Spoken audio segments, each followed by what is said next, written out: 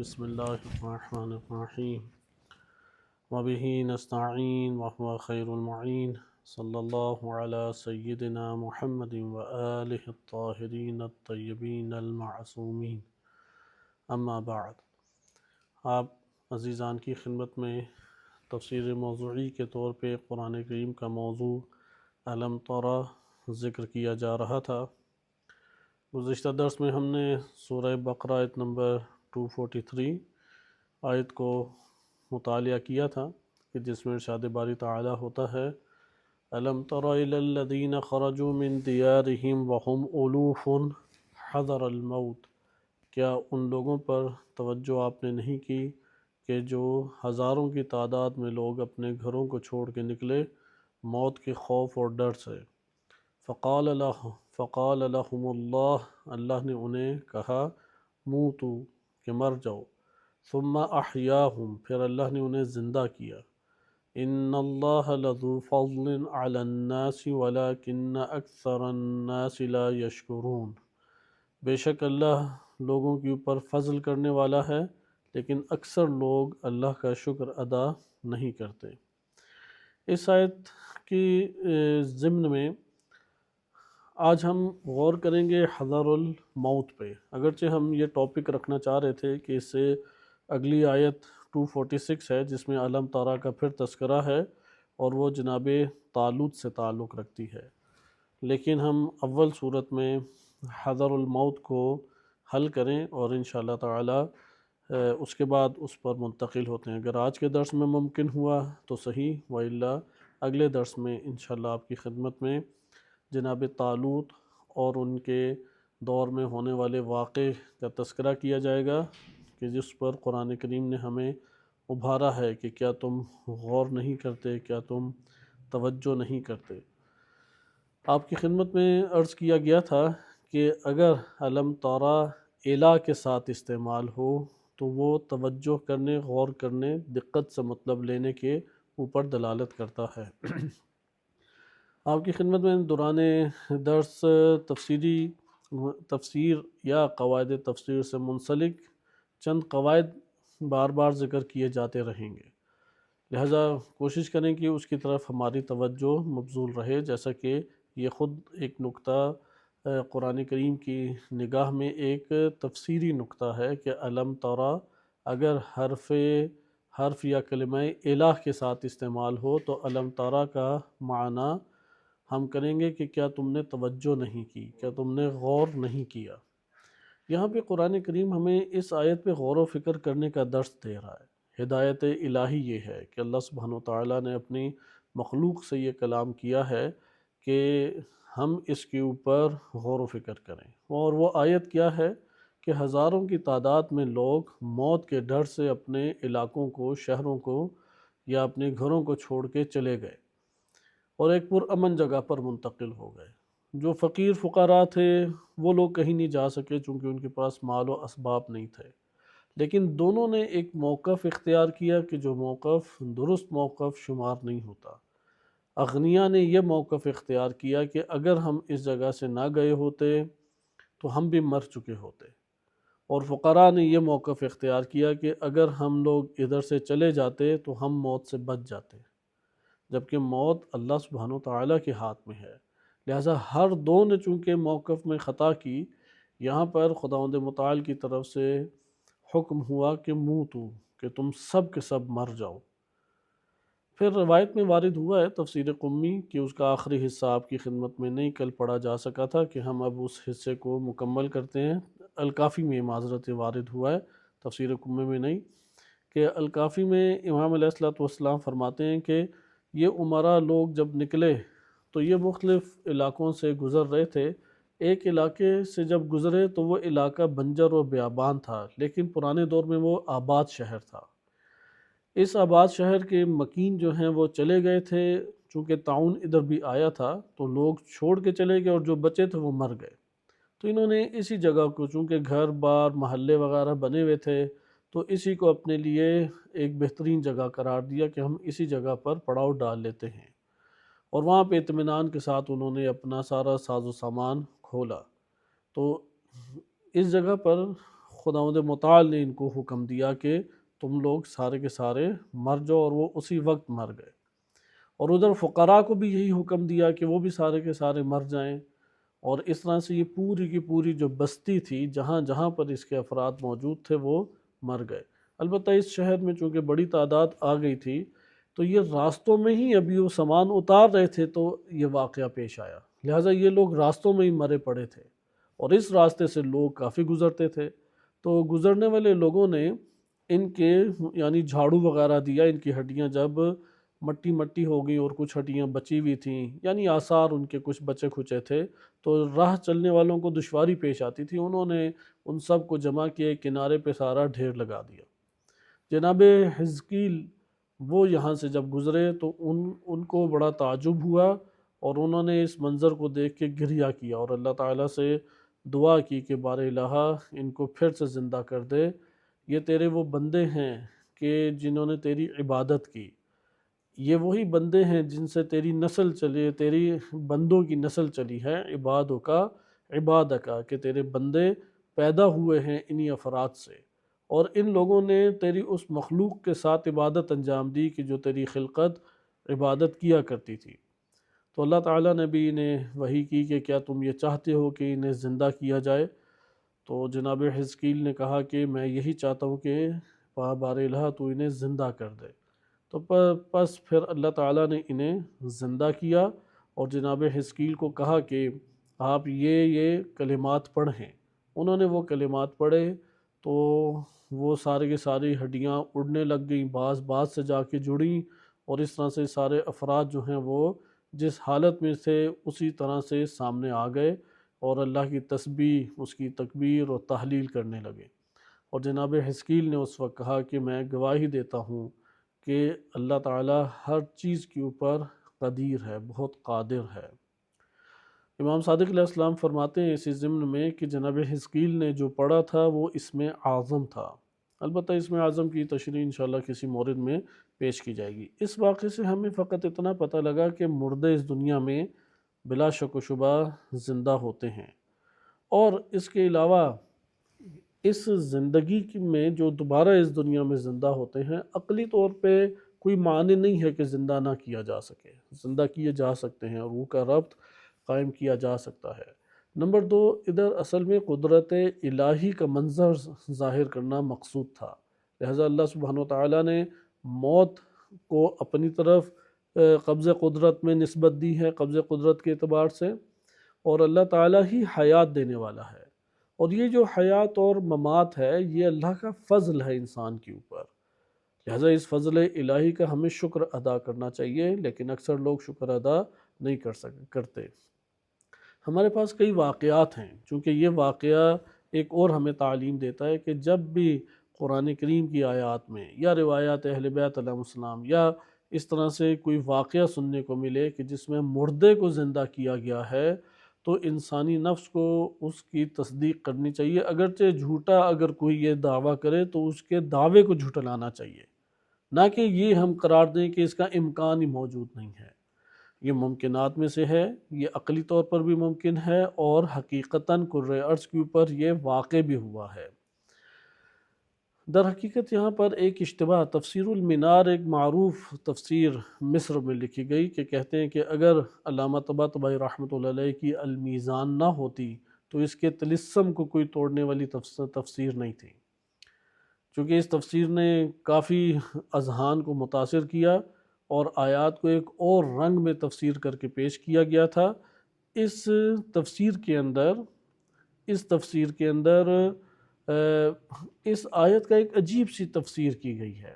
یہ جو تفسیر المنار ہے اس میں اس آیت کی بالکل توڑ پھوڑ کر کے تفسیر کی گئی ہے کہ جو کہ حقیقت اور آیات کریمہ سے اصلاً سازگار نہیں ہے۔ علامہ طباطبائی رحمۃ اللہ علیہ نے بھی اس میں ان کے اس نظریے کو رد کیا، اور علامہ جوادی عاملی حفظہ اللہ تعالیٰ نے تفصیلاً اس کو رد کیا۔ ان میں سے ان کی دلیل، انہوں نے یہاں پہ موت سے مراد، تفسیر مینار کے صاحب تفسیر مینار ہیں، انہوں نے موت سے مراد غلامی لیا ہے اور حیات سے مراد آزادی لیا ہے، چونکہ مصر کے اندر یہ انقلابی ایک تحریک اٹھی ہوئی تھی، اور وہ غلامی کو توڑ کے آزادی کی طرف امت کو لا رہی تھی، چونکہ پچھلی ان 2 صدیوں میں سب سے قوی اور جاندار نوشتے استعمار اور استکبار کے خلاف وہ مصر میں ہی لکھے گئے تھے، یہاں تک کہ مصر لکھتا تھا، عراق اور ایران میں پڑھا جاتا تھا، اور عملی طور پہ مسلمان کسی جگہ پہ قدم نہیں اٹھا پاتے تھے۔ لیکن امام خمینی رحمۃ اللہ علیہ کی انقلاب اسلامی نے کی کامیابی نے ایک تو مکتب تشیع کی اساس کے اوپر فکر انقلاب کو پیش کیا، اور قوموں کی، امتوں کی آزادی کے نظریے کو ائمہ اہل بیت علیہ السلام کے افکار کی اساس پر پیش کیا، نہ کہ وہاں سے متاثر ہوئے، اور پھر کامیابی کے مرحلے پہ اللہ تعالیٰ نے پہنچایا۔ بہرحال تفسیر المینار میں اس آیت کی اس طریقے سے تفسیر کی گئی، لیکن یہ تفسیر ظاہری آیات اور احادیث ہر دو سے ٹکراتی ہے۔ جناب حزقیل کے واقعے کو بھی انہوں نے قبول نہیں کیا، چونکہ یہ واقعہ جناب حزقیل کا تذکرہ شیعہ سنی دونوں کتب میں آئے، لیکن انہوں نے مثلا یہ بہانہ بنایا کہ ساری روایات ضعیف ہیں، تو اس طرح سے انہوں نے چند اعتراضات کیے تھے۔ آیت اللہ جوادی عاملی حفظہ اللہ تعالیٰ نے ان سب جوابات، اشکالات اور اعتراضات کے جوابات دیے۔ خلاصہ کلام اس میں جو ایک اور تربیتی ہمارے لیے نقطہ ہے جس کی طرف ان مفسرین نے اشارہ کیا ہے، وہ یہی نقطہ ہے کہ زندگی اور موت فضل الہی ہے، اور کوئی واقعہ بھی ہمیں اس جگہ پر مل جائے جس میں مرنے کے بعد زندگی کا تذکرہ ہے کرۂ ارض کے اوپر، تو وہ اس واقعے کے اوپر ہم تعجب نہ کریں، کیونکہ یہ امکانات میں سے عقلاً بھی ممکن ہے اور عملی طور پر ہوا بھی ہے، یہ رونما بھی ہوا ہے، واقع بھی ہوا ہے۔ میں احادیث سے صرف ایک واقعہ آپ کی خدمت میں سنا دیتا ہوں کہ الکافی میں وارد ہوا ہے کہ معتبر واقعات میں یہ شمار ہوتا ہے، چونکہ سنداً یہ حدیث بھی معتبر احادیث میں سے ہے۔ البتہ اختلاف نظر سند کے طور پہ پایا جا سکتا ہے، ابھی ہم اسے صرف نظر کرتے ہیں۔ امام صادق علیہ السلام سے ابان بن تغلب نے نقل کیا ہے کہ امام صادق علیہ السلام کی خدمت میں یہ سوال کیا گیا، هل كان عیسی ابن مریم احیا احدا بعد موته، کیا عیسیٰ ابن مریم نے کسی کو مرنے کے بعد زندہ کیا ہے؟ حتی کان لہ اکل، یہاں تک کہ وہ کھائے، ورزق، پھر اسے رزق ملے، ومدت، ایک زندگی وہ بسر کرے، وولد، اور اس کی آگے نسل بھی چلے۔ تو امام صادق علیہ السلام نے فرمایا کہ ایسا ہوا ہے، چونکہ مردے زندہ ہوتے تھے، ممکن ہے کہ وہ اسی طرح سے پھر کچھ مدت میں مر جاتے ہوں، لیکن یہاں پہ کہ اس نے باقاعدہ عام لوگوں کی طرح زندگی بسر کی، یہاں تک کہ اس کا ازدواج ہوا اور نسل بڑھی، تو اس طرح کوئی واقعہ رونما ہوا ہے۔ تو امام صادق علیہ السلام نے فرمایا کہ بالکل ایسا ہوا ہے، انہ کان لہ صدیق مواخ لہ فی اللہ تبارک و تعالی، حضرت عیسیٰ علیہ السلام کا ایک دوست تھا، اور وہ اللہ سبحانہ و تعالیٰ کے اسی تبارک و تعالیٰ کے راہ میں ان کا بھائی بنا تھا، یعنی دینی بھائی تھا، دینی بڑا ان کا گہرا تعلق تھا۔ وَكَانَ عیسیٰ علیہ السلام یمر بہ، عیسیٰ علیہ السلام اس کے پاس سے گزرتے تھے، وَيَنزِلُ علیہ، اور اس کے پاس رکتے تھے۔ وَإِنَّ عیسیٰ غاب عنہ حِینًا، ایک موقع آیا کہ عیسیٰ علیہ السلام سے وہ شخص جو ہے وہ ایک مدت کے لیے غائب ہو گئے۔ ثم مر بہ لیسلم علیہ، یا عیسیٰ علیہ السلام ان کے پاس سے، اس کے پاس سے چلے گئے۔ اب جب وہ پاس سے گزرے تو انہوں نے کہا کہ چلو اسے سلام وغیرہ کریں، بیٹھیں، تو جب اس کے گھر کو کھٹکھٹایا دروازہ، فخرجت الیہ امہ، تو اس کی ماں نکلی، تو انہوں نے اس کے بارے میں پوچھا، تو ماں نے کہا کہ وہ تو اللہ کے رسول مر چکا ہے۔ تو عیسیٰ علیہ السلام نے فرمایا کہ افتحبین ان تراہ، ماں سے پوچھا کیا تم چاہتی ہو کہ تم اسے دوبارہ دیکھو؟ تو اس نے تو فوراً حامی بھرنی تھی اور کہا کہ بالکل میں دیکھنا چاہتی ہوں۔ تو پھر عیسیٰ علیہ السلام نے اسے کہا کہ فَإِذَا كَانَ غَدًا، کل کے دن، جب کل کا دن آئے گا میں آپ کے پاس آؤں گا، یہاں تک کہ اس کو میں اللہ تبارک و تعالیٰ کی اذن سے آپ کے لیے زندہ کروں گا۔ تو اگلے دن پھر وہ آئے، اور حضرت عیسیٰ علیہ السلام نے اس خاتون سے کہا، ماں سے کہا کہ انطلقی معی الی قبرہ، اس کی قبر کی طرف میرے ہمراہ چلو۔ تو وہ حضرت عیسیٰ علیہ السلام اور اس فرد کی جو ماں تھی وہ چلتے رہے یہاں تک کہ اس کی قبر کے پاس آ گئے۔ عیسیٰ علیہ السلام قبر کے پاس کھڑے ہوئے، اللہ عز و جل کی بارگاہ میں دعا کی، اور دعا کرنا تھی کہ فنفجر القبر، تو قبر پھٹ گئی، وہاں سے زندہ صحیح سالم اس کا بیٹا باہر آ گیا۔ تو اس کی ماں نے جب اسے دیکھا تو دیکھتے ساتھ ہی فرآہا، اور اس نے انہیں دیکھا تو دونوں ایک دوسرے کو دیکھ کے رونے لگے، ماں اور بیٹا۔ فرحمہما عیسیٰ، عیسیٰ علیہ السلام کا دل بھی ان کو دیکھ کے نرم پڑ گیا۔ فقال لہ عیسیٰ، عیسیٰ علیہ السلام نے پھر اس لڑکے سے کہا، اپنے یعنی دوست سے کہا، اتحب ان تبقى مع امک فی الدنیا، کیا دنیا میں اپنی ماں کے ساتھ تم رہنا چاہتے ہو؟ تو اس نے کہا کہ اے اللہ کے نبی، کہ بے عقل و رزق و مدت ام بغیر عقل و رزق ولا مدت، میں رہنا اگر چاہوں تو کس حالت میں رہوں گا؟ کیا کھانا پینا اور رزق وسیع اور مدت طولانی کچھ ملے گی زندگی بسر کرنے کی، یا بغیر کھائے پیے اور بغیر کسی مدت کے رہنا ہے؟ تو عیسیٰ علیہ السلام نے فرمایا کہ نہیں، تم اگر رہنا چاہتے ہو، کھاؤ پیو گے بھی، رزق بھی اللہ کی طرف سے ملے گا، اور ایک مدت معین تک زندہ رہو گے، اور تم وہ مدت ہے وَتُعَمِّرُ 20 سنہ، 20 سال زندہ رہو گے، اور پھر تم شادی بھی کرو گے اور تمہاری اولاد بھی ہوگی۔ تو اس نے حامی بھر لی کہ بالکل میں رہنا چاہتا ہوں۔ اذن قال فدفع عیسیٰ الی امہ، تو عیسیٰ علیہ السلام نے اس کی ماں کے حوالے سے کیا، اور وہ 20 سال زندہ رہا، اس نے شادی بھی کی اور اس کی اولاد بھی ہوئی۔ یہ آپ نے ملاحظہ کیا کہ یہ واقعہ بھی اسی طرح کہ زندہ سے مردہ سے زندہ ہوئے۔ حضرت عیسیٰ علیہ السلام نے مردہ سے اسے زندہ کیا اور ایک مدت بھی گزاری۔ اس لیے یہ واقعات ایسے نہیں ہیں کہ ہمارے لیے ناقابل یقین ہو یا عقلی طور پہ مانے ہو۔ عقلی طور پہ ایک چیز مانے ہے، عقلی طور پہ مانے یہی ہے کہ کوئی شخص مثال کے طور پہ آج مرا ہے اور کل وہ زندہ ہوتا ہے۔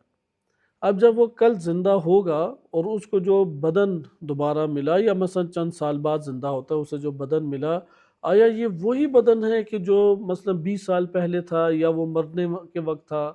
تو اس حوالے سے عقل کہتی ہے کہ وہ بدن نہیں ہو سکتا، چونکہ زمان گزر چکا ہے، مکان گزر چکا ہے، بالآخر دفع دوم ہے۔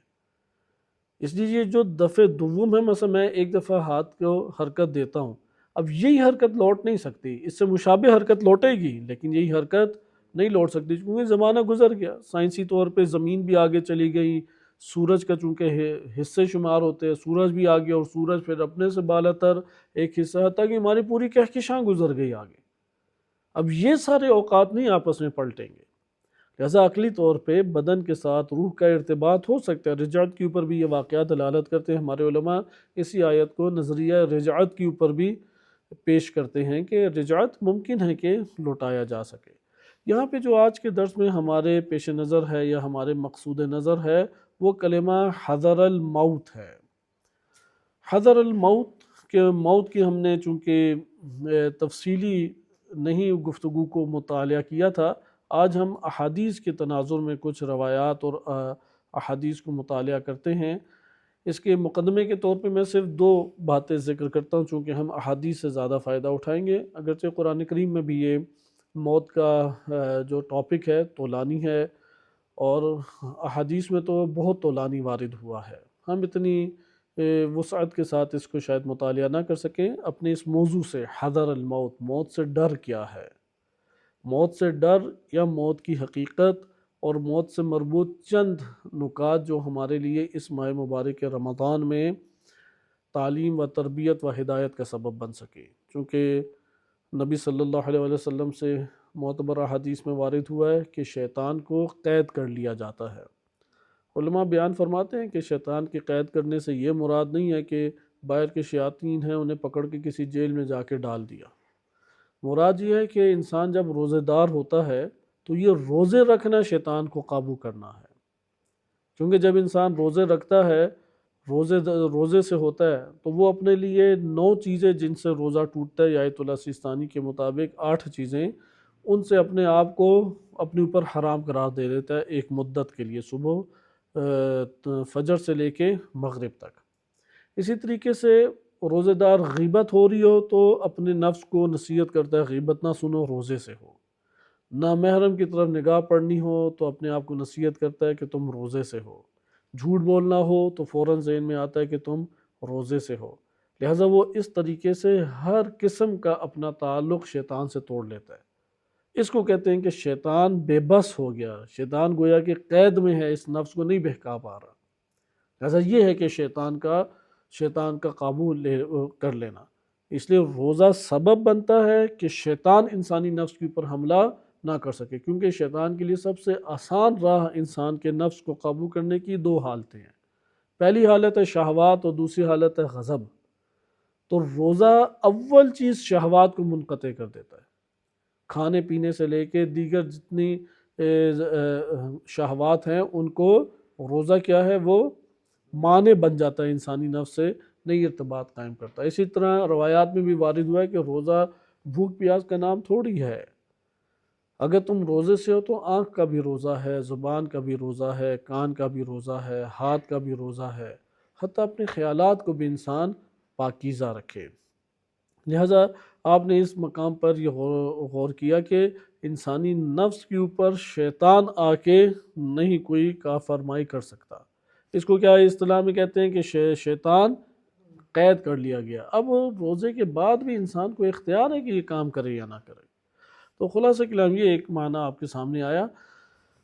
دو مقدمے مختصر سے عرض کروں موت کے موضوع کے حوالے سے۔ موت کی جو حقیقت ہے، موت کی حقیقت در حقیقت اگلے جہان کی حیات ہے۔ انسان اللہ سبحانہ و تعالیٰ نے جب سے خلق کیا ہے اس کے لیے عدم نہیں ہے، نابودی نہیں ہے۔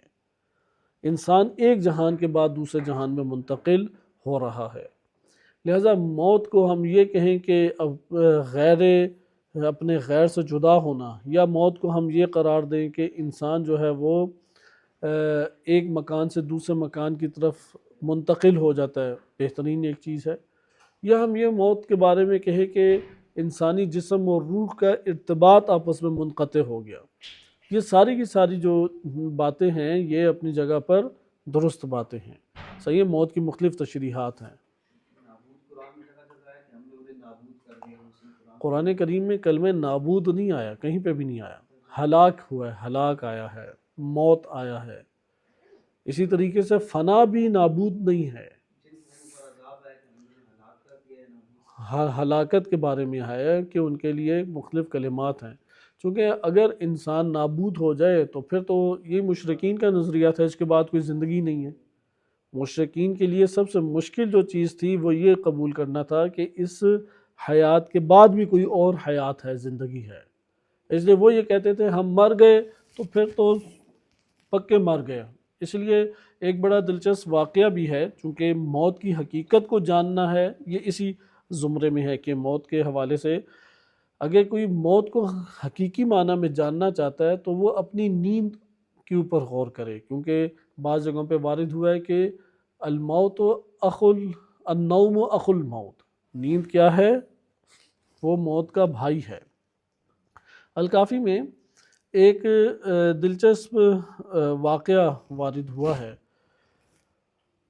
اور اس واقعے سے ہمیں یہ بھی پتہ لگے گا کہ اگر ہم موت کی کیفیت کے اوپر یا موت کے بعد کی زندگی پہ غور کرنا چاہتے ہیں تو اس کا طریقہ کار یہی ہے۔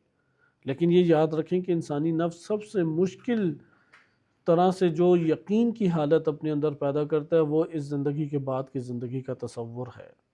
اس تصور کے بارے میں وہ اپنے آپ کو خیالات اور خوش فہمیوں میں ہی مبتلا رکھنا چاہتا ہے، حقیقت سے اپنے آپ کا تعلق نہیں وہ جوڑ پاتا۔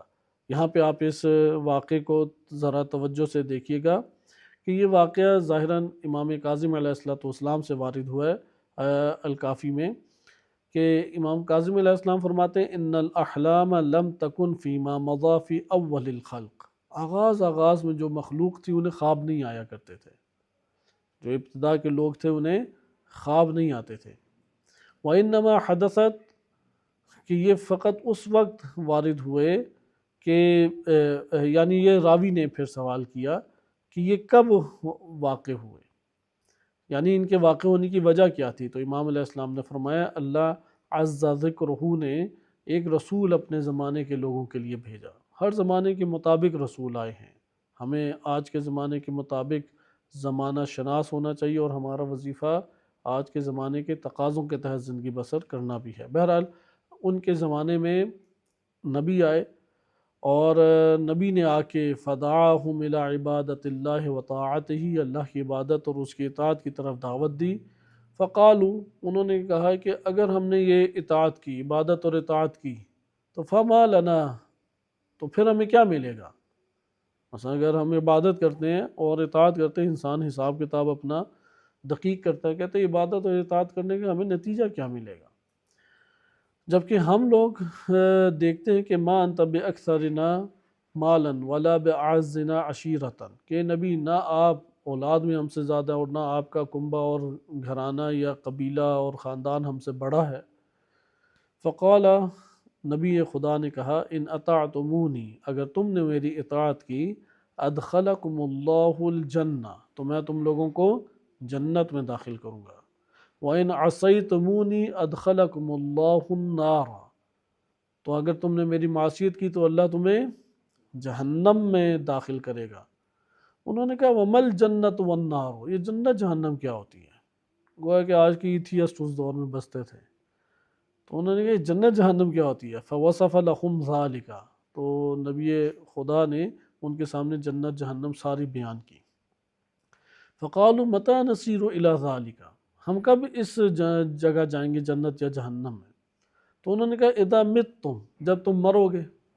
تو فقالو، تو انہوں نے کہا لقد رأینا امواتنا، ہم نے تو اپنے مردوں کو دیکھا، صاروا عظاما ورفاتا، وہ پہلے ہڈی ہڈی رہ جاتے ہیں، چونکہ آپ جانتے ہیں کہ ہمارے یہ جلد کا ہر ذرہ جو ہے وہ کیڑا بن جاتا ہے جیسے ہی مرتے ہیں۔ ابھی تو انہوں نے ڈاکومنٹریز بھی بنائی ہوئی ہیں قبر میں کیمرے رکھ کے، کہ انسان کا جو ہاتھ ہے وہ پھر پورا کھوکھلا ہو جائے، ساری کی ساری سونڈیاں بن جاتی ہیں۔ بالکل اسی طرح یہ منظر ہم سیب اور سبزیوں میں دیکھتے ہیں۔ سیب یا سبزی کے اندر سے سونڈی نکل آئے تو وہ باہر سے ڈالی گئی، اندر سے نکلی ہے، اندر سے ہی وہ نکلتی ہے۔ تو وہ بنی کس سے ہے؟ وہ اسی مادے سے بنی ہے جس سے سیب اور یا یہ جو پھل ہے یا سبزی بنی ہوئی ہے۔ اسی طرح انسانی جلد ہے، یہ جلد ساری کی ساری، یہ اس طرح نہیں ہے کہ کوئی کیڑا آ کے اسے کھا جاتا ہے، بلکہ یہ خود ہی کیڑا سارا کا سارا بن جاتی ہے۔ تو ہڈیاں ہی ہڈیاں پھر آخر میں انسان کے آس پاس رہ جاتی ہیں۔ تو انہوں نے بھی کہا کہ ہم نے تو اپنے مردوں کو ایسا ہی دیکھا ہے، ہڈی پھر آئی ہوتی ہے۔ جیسے بعض اچھی تصویریں بنائی ہوئی ہیں کہ چار انہوں نے ڈھانچے کھڑے کیے ہوتے ہیں، پھر لکھا ہوتا ہے کہ یہ سب سے بڑے امیر بندے تھے، سیٹھ تھے، یہ چودھری تھے، یہ بٹ تھے، ممکن ہے سید بھی لکھا ہو، یہ سید تھے آج کی تعبیر کے مطابق۔ تو کھوپڑیوں سے کچھ نہیں پتہ لگ رہا ہوتا کہ یہ کوئی جمعدار تھا یا کوئی یہ سبزی فروش تھا یا کوئی بڑا امیر کبیر شخص تھا، سب کی ہڈیاں ہی نظر آتی ہیں۔ وہ رفاتا، پھر وہ مٹی مٹی ہو جاتی ہیں۔ تو انہوں نے کہا کہ یہ بات تو یا نبی آپ کی نہیں ہمیں قبول ہوتی، مرنے کے بعد دوبارہ اٹھائے جائیں گے، دوبارہ زندگی ملے گی، اور ہر کوئی اپنے خواب و خیال میں ہے۔ چونکہ آج ہم نے بھی اسی حذر الموت کو اسی لیے چنا، چونکہ اس پوری کی پوری آیت کا اصلی مرکزی جو نقطہ ہے وہ موت اور حیات ہے۔ اور اللہ سبحانہ وتعالی الم تر الہ کہہ کے کہ تم لوگوں نے غور و توجہ نہیں کی کہ موت کے ڈر سے بھاگے تھے، لیکن جہاں گئے تھے ادھر بھی موت مل گئی انہیں۔ ہونا تو یہ چاہیے تھا جو موت سے فرار کر کے ایک پرامن جگہ پہ گیا جہاں پہ حیات اور زندگی ہی زندگی کی رونقیں ہیں، وہاں پر یہ اپنے آپ کو یہ دلاسا دیے ہوئے تھے کہ ہمیں موت نہیں آئے گی، لیکن انہیں موت فوراً آ گئی۔ جس طرح ادھر تعاون سے مر رہے تھے یہ لوگ، اسی طرح سارے کے سارے اس پرامن جگہ کے اوپر مر گئے۔ لہٰذا موت کے اوپر غور کرنے کی ضرورت ہے۔ ہر دور میں انسانی ذہن کے لیے موت اور موت کے بعد کی زندگی کو قبول کرنا مشکل لگتا ہے۔ اسے یہی لگتا ہے کہ اگلا جہاں، اگلا دن بھی اسی طرح جیسے آج کا دن میرا گزر رہا ہے، اسے اپنے آپ کو آمادہ کرنے کی ضرورت ہے، تیار کرنے کی ضرورت ہے۔ یہ ساری کی ساری دنیا کی جو مشغولیتیں ہیں یہ سوئچ آف ہو جائے گا۔ بالکل اسی طرح پیچھے سے ایک بٹن دباتے ہیں تو پورے شہر کی لائٹ جلی جاتی ہے، اندھیرا ہی اندھیرا ہو جاتا ہے۔ انسان کی زندگی بھی ایسی ہے کہ موت کا پہلا جھٹکا ہوگا، اس کی جتنی بھی تعلقات اس دنیا کے اندر مشغولیتیں تھیں، کیونکہ سب سے زیادہ مشغولیت انسان کی اپنے آپ سے، اپنے بیوی بچوں، گھر بار، کام کاج اور اس طرح سے دیگر امور سے ہوتی ہے، یہ ساری کی ساری چیزیں ختم ہو جائیں گی۔ لہٰذا ان کے لیے بھی یہ بڑا مشکل کام تھا کہ کیسے قبول کریں۔ انہوں نے اس لیے اعتراض کیا کہ یہ ہڈیاں بن جائیں اور وہ مٹی مٹی ہو جائیں، اور آپ ہمیں یہ کہتے ہیں اس کے بعد جنت جیسی کوئی جگہ ہوگی، تو فزدادوا لہو تکذیبا، تو ان کی جھٹلانا میں اور زیادہ شدت آ گئی، انہوں نے اور شدت سے اللہ کے نبی کو جھٹلانا شروع کر دیا۔ وَبِهِ اسْتِخْفَافًا، تو اس اور اسی بات سے، اس نظریے سے جو جنت جہنم کا دیا نبی نے، نبی کو بہت زیادہ پھر انہوں نے پست اور ذلیل کرنے لگے۔ فَأَحْدَثَ اللَّهُ عَزَّ وَجَلَّ فِيهِمُ الْأَحْلَامَ، تب اللہ نے ان کے لیے خواب رکھ دیے۔ فَأَتَوْهُ، وہ بھاگے بھاگے آئے نبی کے پاس۔ فَأَخْبَرُوهُ بِمَا رَأَوْا، اور جو انہوں نے دیکھا اس کی خبر انہیں دی۔ وَمَا أَنْكَرُوا مِنْ ذَلِكَ، اور جس سے انہوں نے انکار کیا تھا۔ فَقَالَ إِنَّ اللَّهَ عَزَّ ذِكْرُهُ، تو نبی خدا نے یہ کہا کہ اللہ عز ذکرہ نے یہ چاہا ہے ان یحتج علیکم بہذا، کہ اللہ تعالیٰ اس خواب کے ذریعے سے اپنی حجت تمہاری اوپر تمام کر دے۔ ہاکذا تکون ارواحکم اذا متم، جب تم لوگ مر جاؤ گے تو تمہاری روحیں اسی طرح مشاہدہ کریں گی اور زندگی بسر کریں گی جیسا بھی تم نے دیکھا ہے کہ بدن تمہارے پڑے ہوئے تھے، آنکھیں بند تھیں، کانوں کا رابطہ منقطع تھا، اور دنیا و ما فیہا سے کوئی تمہیں تعلق و خبر نہیں تھی، لیکن تم زندگی اندر بسر کر رہے ہو، کھا پی رہے ہو یا ایک چیزیں دیکھ رہے ہو، مشاہدہ کر رہے ہو۔ وَإِن بُلِيَتْ أَبْدَانُكُمْ، پھر نبی خدا نے کہا کہ اگر تمہارے ابدان جو ہیں وہ بوسیدہ ہو جائیں، تَسِيرُ الْأَرْوَاحُ إِلَىٰ عِقَابٍ حَتَّى تُبْعَثَ الْأَبْدَانُ، تو پھر یہ جو ہیں وہ تمہاری روحیں عقاب کی طرف چلی جائیں گی، اور یہاں تک کہ وہ ابدان کے ساتھ دوبارہ سے بعث کی جا سکیں۔ یہ آپ نے ملاحظہ کیا کہ کس طریقے سے موت کا یقین کرنا دوسری قوموں کے لیے بھی مشکل تھا، اور خواب ایک ذریعہ ہے۔ یہ ہمارا آج کا پہلا نقطہ کہ ہم قبل از بقیہ موت سے متعلق چند احادیث کو مطالعہ کر سکیں کہ موت انسان کی اس زندگی میں ایک بڑی حقیقت ہے، اور اس کا تعلق ان حقائق میں سے ہے کہ جو انسان کو حتماً و حتماً آ کے انسان اس سے دوچار ہوگا اور انسان کے اوپر یہ آن پڑے گی۔ اور اس کے بعد دوسری جو چیز ہمارے لیے اس میں سامنے آتی ہے وہ یہ ہے کہ موت کی حقیقت کو اس دنیا میں اگر جاننا چاہے، خصوصاً برزخی زندگی کو، وہ خواب کے اوپر غور کرے۔ خواب میں دو چیزیں ہیں، ایک ہے خواب کا برپا ہونا، اور ایک ہے جو برپا ہوا ہے اس کا سچ یا جھوٹا ہونا، حقیقت کے مطابق ہونا یا نہ ہونا۔ دوبارہ میں یہ تکرار کر دوں چونکہ یہ مرحلہ غور و فکر ہے، اس کے اوپر خود ہمیں غور کرنا پڑے گا کہ ایک ہے ہمارے پاس خواب کا آنا، یہ ایک الگ چیز ہے۔ اب جو آیا ہے وہ سچا ہے یا جھوٹا ہے، یہ بالکل الگ موضوع ہے۔ ہم یہاں پہ جو کہہ رہے ہیں کہ خواب کا آنا، وہ خواب کے آنے سے تعلق رکھتا ہے، وہ سچا یا جھوٹا ابھی اس سے تعلق نہیں ہے۔ وہ گزشتہ درس میں 3 تقسیمات آپ کی خدمت میں بیان کر دی گئی تھی کہ خواب 3 طرح کے ہوتے ہیں۔ ایک اضغاث الاحلام ہے جنہیں جھوٹے خواب کہتے ہیں، ایک سچے خواب ہیں۔ سچے خواب میں 2 طرح کے سچے خواب ہوتے ہیں، ایک وہ جو تعبیر کے محتاج نہیں ہیں، کیونکہ ہر خواب کی تعبیر نہیں، ان 2 خوابوں کی تعبیر نہیں ہے، جھوٹے خوابوں کی کوئی تعبیر نہیں ہوتی۔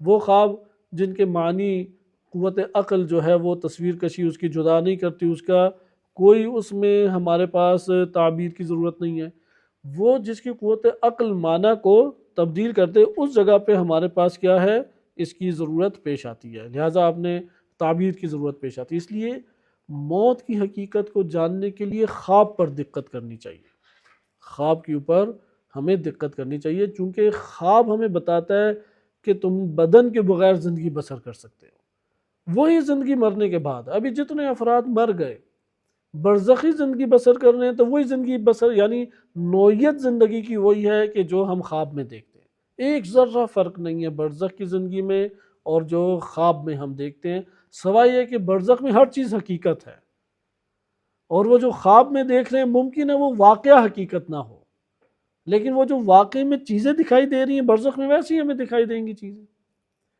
لہٰذا یہ جو خواب ہیں، ان خوابوں کے ذریعے سے موت کی حقیقت کو ہمیں واضح، ہمارے لیے موت کی حقیقت ہو جاتی ہے۔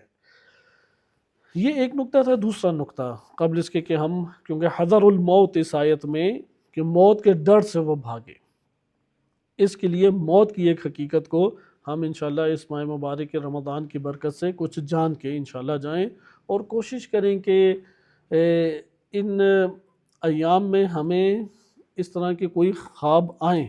خواب کا نہ آنا نقص شمار ہوتا ہے، برے خواب کا آنا بھی خوشائن چیز نہیں ہے، لیکن اس سے بہتر ہے کہ خواب نہ آئیں، بے شک برے خواب آتے رہیں۔ خواب کا نہ آنا، بالکل خواب کا نہ آنا، یہ دنیا سے بہت شدید تعلق کی طرف دلالت کرتا ہے۔ اس لیے روایات میں وارد ہوا، اور صحیح سند روایت ہے جو میں آپ کی خدمت میں عرض کر رہا ہوں، کہ امام رضا علیہ السلام فرماتے ہیں معمر بن خلاد سے، کہ معمر بن خلاد کہتے ہیں کہ امام رضا علیہ السلام نے فرمایا ان رسول اللہ صلی اللہ علیہ وآلہ کان اذا اصبح، کہ جب صبح فرماتے تھے رسول اللہ صلی اللہ علیہ وآلہ وسلم، قال لاصحابہ، تو وہ اپنے اصحاب سے فرماتے تھے، حل من مبشرات، کیا ہے کوئی بشارتیں دینے والا، جو بشارتیں دی گئی ہوں۔ مبشر اس میں فاعل ہے، بشارت دینی، دینا۔ مبشرات مؤنث ہے، یعنی کوئی خواب ایسا ہے جس میں جو بشارت دینے والا خواب ہو، یا بالفاظ دیگر بشارت دینے والے خواب ہیں کسی کے پاس، یعنی بہر رؤیا، تم لوگوں نے کوئی خواب دیکھے ہیں، اس لیے جو بشارت دینے والے خواب ہیں وہ تو سب کو سنانے چاہیے۔ تو اسی طریقے سے نبی صلی اللہ علیہ وسلم سے ایک اور روایت ہے، امام باقر علیہ السلام فرماتے ہیں کہ شخص آیا رسول اللہ صلی اللہ علیہ وسلم کی خدمت میں، اور فرمان الہی کے بارے میں پوچھا کہ لہم البشری فی الحیات الدنیا، حیات دنیا میں بھی ان کے لیے بشرا ہے، یہ اردو والی بشرا نہیں ہے، اس لیے ادھر بشرا کا معنی پہلے ہی ہمیں کر دینا چاہیے، وہ ہے جو کہ نبی صلی اللہ علیہ وسلم نے فرمایا الرؤیا الحسنہ، اچھا خواب، اچھا خواب، یر المؤمن فیبشر بها فی دنیاہ، صحیح ہے، مومن کا دیکھنا اور اس میں اس کی دنیا، یعنی بشرا کسے کا، اچھے خواب کو، کہ جسے مومن دیکھتا ہے اور وہ اپنی اس دنیا میں اس کو بشارت دیتا ہے یا اس کو دیکھتا ہے۔ بہرحال یہ آپ کے سامنے ذکر ہوا کہ کس طریقے سے خواب کو دیکھنے کی تشویق ہے۔ خواب حقیقت کو بھی ظاہر کرتے ہیں اور جھوٹے بھی ہو سکتے ہیں، لیکن جو واقع ہو رہا ہے وہ واقع در حقیقت ہماری برزخی زندگی کی نوعیت کو بتا ہے۔ مثلا مادی زندگی کی نوعیت کی ہے، مادی جہان کی، اس کا وزن ہوتا ہے، یہ لمبائی چوڑائی یا گہرائی وغیرہ رکھتی ہے، یہ چیزیں رکھتی ہیں، لہذا اس کا جو ہمارے سامنے مادی زندگی کی خصوصیات آتی ہیں وہ اس مادی دنیا سے منسلک ہیں۔ برزخی زندگی کی کیا خصوصیات ہیں؟ اگر کسی نے قبر کی زندگی یا برزخ کی زندگی، دونوں ایک ہی چیزیں ہیں، ایک مٹی کی قبر ہوتی ہے اور ایک حقیقی قبر ہے جہاں پر عذاب ہے، جہاں پہ نعمت ہے، جہاں پہ سوال جواب ہے، وہ یہ مٹی کی قبر نہیں ہے۔ مٹی کی قبر ایک علامت ہے، تو یہاں پہ ہم برزخ کو ایک قبر کہتے ہیں۔ اگر کسی نے برزخ یا قبر کی زندگی کی خصوصیات کو جاننا ہے، اسے خواب پر غور و فکر کرنا چاہیے۔ خواب کے سچے جھوٹے ہونے پہ غور و فکر نہیں کرنا، کیونکہ لوگ جو ہیں وہ دوسرے مرحلے کے سوال کرتے ہیں جو ان سے منسلک ہی نہیں ہے، یعنی میں نے یہ خواب میں کیوں دیکھا، یہ مجھے کیوں آیا، فلاں کیوں آیا، بس آ گیا، بہرحال گزارا کرے۔ وہ غور و فکر اتنے کرنے کی ضرورت نہیں ہے، یہ دیکھیں کہ وہ آیا تو اس میں وزن نہیں تھا، میں تو ادھر ہی تھا، ادھر کیسے نظر آ رہا ہوں، ادھر چاند کیسے آگے، ستارے کیسے آگے، زمین کیسے آئی، دن کہاں سے نکل آیا، اگر لذت اٹھائے تو لذت کہاں سے آ گئی، تکلیف اٹھائے تو تکلیف کہاں سے، یہ غور و فکر کرے۔ وہ برزخی زندگی کی خصوصیات اس کے سامنے اجاگر ہو جاتی ہیں۔ اس میں دوسرا نقطہ ہے وہ ہے تمثل۔ تمثل کا نظریہ اس طریقے سے ہے، کیونکہ تجسم اعمال و تمثل اعمال قرآن کریم کا نظریہ ہے۔ قرآن کریم کی کئی آیات ہمارے پاس ہیں کہ جو واضح طور پہ یہ بات بتاتی ہیں کہ عمل صورت اختیار کرے گا انسان کی۔ علم جو ہے وہ روح کی وسعت کا باعث بنتا ہے، یعنی اگر کسی نے طولانی اپنی روح کی وسعت کو لانا ہے تو علم حاصل کرے۔ علم زمین کی آبادکاری کا باعث نہیں ہے، جیسا ادھر زمین ہے، جو کوئی چاہتا ہے کہ کرۂ ارض اور طولانی ہو جائے تو ہم کہیں گے پھر ٹھیک ہے، شہاب ثاقب اور پھینکے جائیں اور وہ زمین کا حصہ بنے اور وہ پھر طولانی ہوں، کیونکہ زمین کے معدن، ایک نظریہ، محتمل نظریہ یہی ہے کہ سارا کچھ آب ساقی بھی لے کے آئے، اور وہ جو اوپر سے پتھر گرتے تھے انہی کی وجہ سے زمین کی وسعت بھی آئی اور زمین ہری بھری بھی ہوئی اور بہت ساری معدن سے بھر گئی۔ اب یہ جو اوپر سے آئی زمین کے اوپر گری ہے، اس سے زمین میں ایک طرف آ رہی ہے وسعت، اس وسعت کو کہتے ہیں علم۔ انسانی نفس کی جو وسعت ہے وہ علم سے آتی ہے، وہی روح چھوٹی رہ جاتی ہے۔ ممکن ہے کسی کا ایک کمرہ ہو لیکن کمرہ بڑا خوبصورت سجایا ہوا ہے، یہ وہ انسان ہے جو علم کے بغیر عمل انجام دیتا ہے، عمل اچھے انجام دیے، بڑا خوبصورت اس نے کر لیا کمرہ، لیکن کمرہ ہے چھوٹا سا۔ اور بعض ایسے ہوتے ہیں جو بہت وسیع و عریض زمین انہوں نے رکھی ہوئی ہے لیکن بنجر پڑی ہوئی ہے۔ یہ وہ لوگ ہیں کہ جن کا علم تو ہے، عمل کوئی نہیں ہے ان کے ساتھ، عمل کم ہے۔ اور سب سے بہترین صورت کیا ہوگی؟ علم کے مطابق عمل ہونا چاہیے۔ یہ سب سے مناسب ترین جوڑ ہے جو ائمہ علیہ السلام نے بھی بیان فرمایا کہ امام سجاد علیہ السلام کی خدمت میں روایات میں وارد ہوئے، ایک شخص آیا، سوال کیا، امام نے جواب دیا، اس نے پھر حل من مزید کا تقاضا کیا کہ زدنا یا ابن رسول اللہ، اور اضافہ کریں۔ تو امام علیہ السلام نے پھر ایک بات بتائی، ممکن ہے وہی تکرار کی ہو، پھر اس نے دوبارہ کہا، جب تیسری دفعہ کہا کہ اور میرے علم میں اضافہ کریں، تو امام نے فرمایا عمل کرو گے اس پر؟ اس پر چپ ہو گیا کہ نہیں معلوم۔ تو امام نے فرمایا کہ اتنا جانو جتنا عمل کر سکتے ہو، کیونکہ بہترین جوڑ یہی ہوتا ہے کہ جتنی زمین ہے اتنی ہریالی ہو جائے۔ ہریالی عمل سے آتی ہے۔ انسانی نفس، یا اس کو اگر تشبیہاً بیان کرنا چاہیں تو ایک اور آسان زبان میں بیان کر سکتے ہیں کہ انسان، اس ٹائم آپ کہکشائیں دیکھتے ہوں گے، یا شاید ممکن ہے کہ نہ دیکھی ہوں کہکشائیں، دیکھ لیں، اچھی چیز ہے، علم میں اضافہ ہو سکتا ہے اس میں۔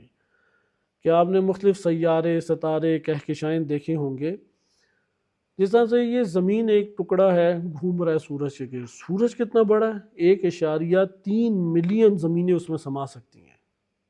سورج کس قدر بڑا ہے؟ ایک چھوٹا سا تل ہے پوری کرۂ ارض، جس کے اوپر لڑ لڑ کے مر رہے ہیں ہم، اور سورج اپنے مافوق سے اصلا نظر ہی نہیں آتا، اتنا چھوٹا ہے، اس قدر چھوٹا ہے سورج۔ جس طرح یہ سورج ہے، اس کی اپنی ایک دنیا ہے، کیا کیا اس کے اندر آباد ہے، زمین کی اپنی ایک دنیا ہے، لیکن ہیں سارے مادی جہان میں، رابطے بھی ان کے ہو جاتے ہیں، جیسے چاند اور زمین کا ایک خاص رابطہ ہے، دونوں ایک دوسرے پہ اثر انداز ہوتے ہیں۔ ارواح بھی عالم برزخ میں اسی طرح ہے۔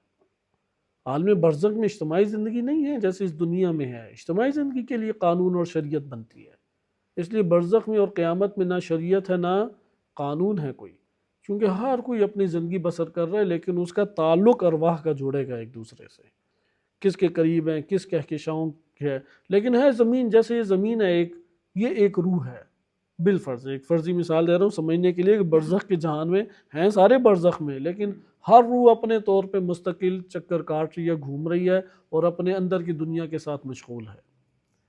لہذا یہاں پر جو روح ہے، روح کے اندر وسعت کس سے آتی ہے؟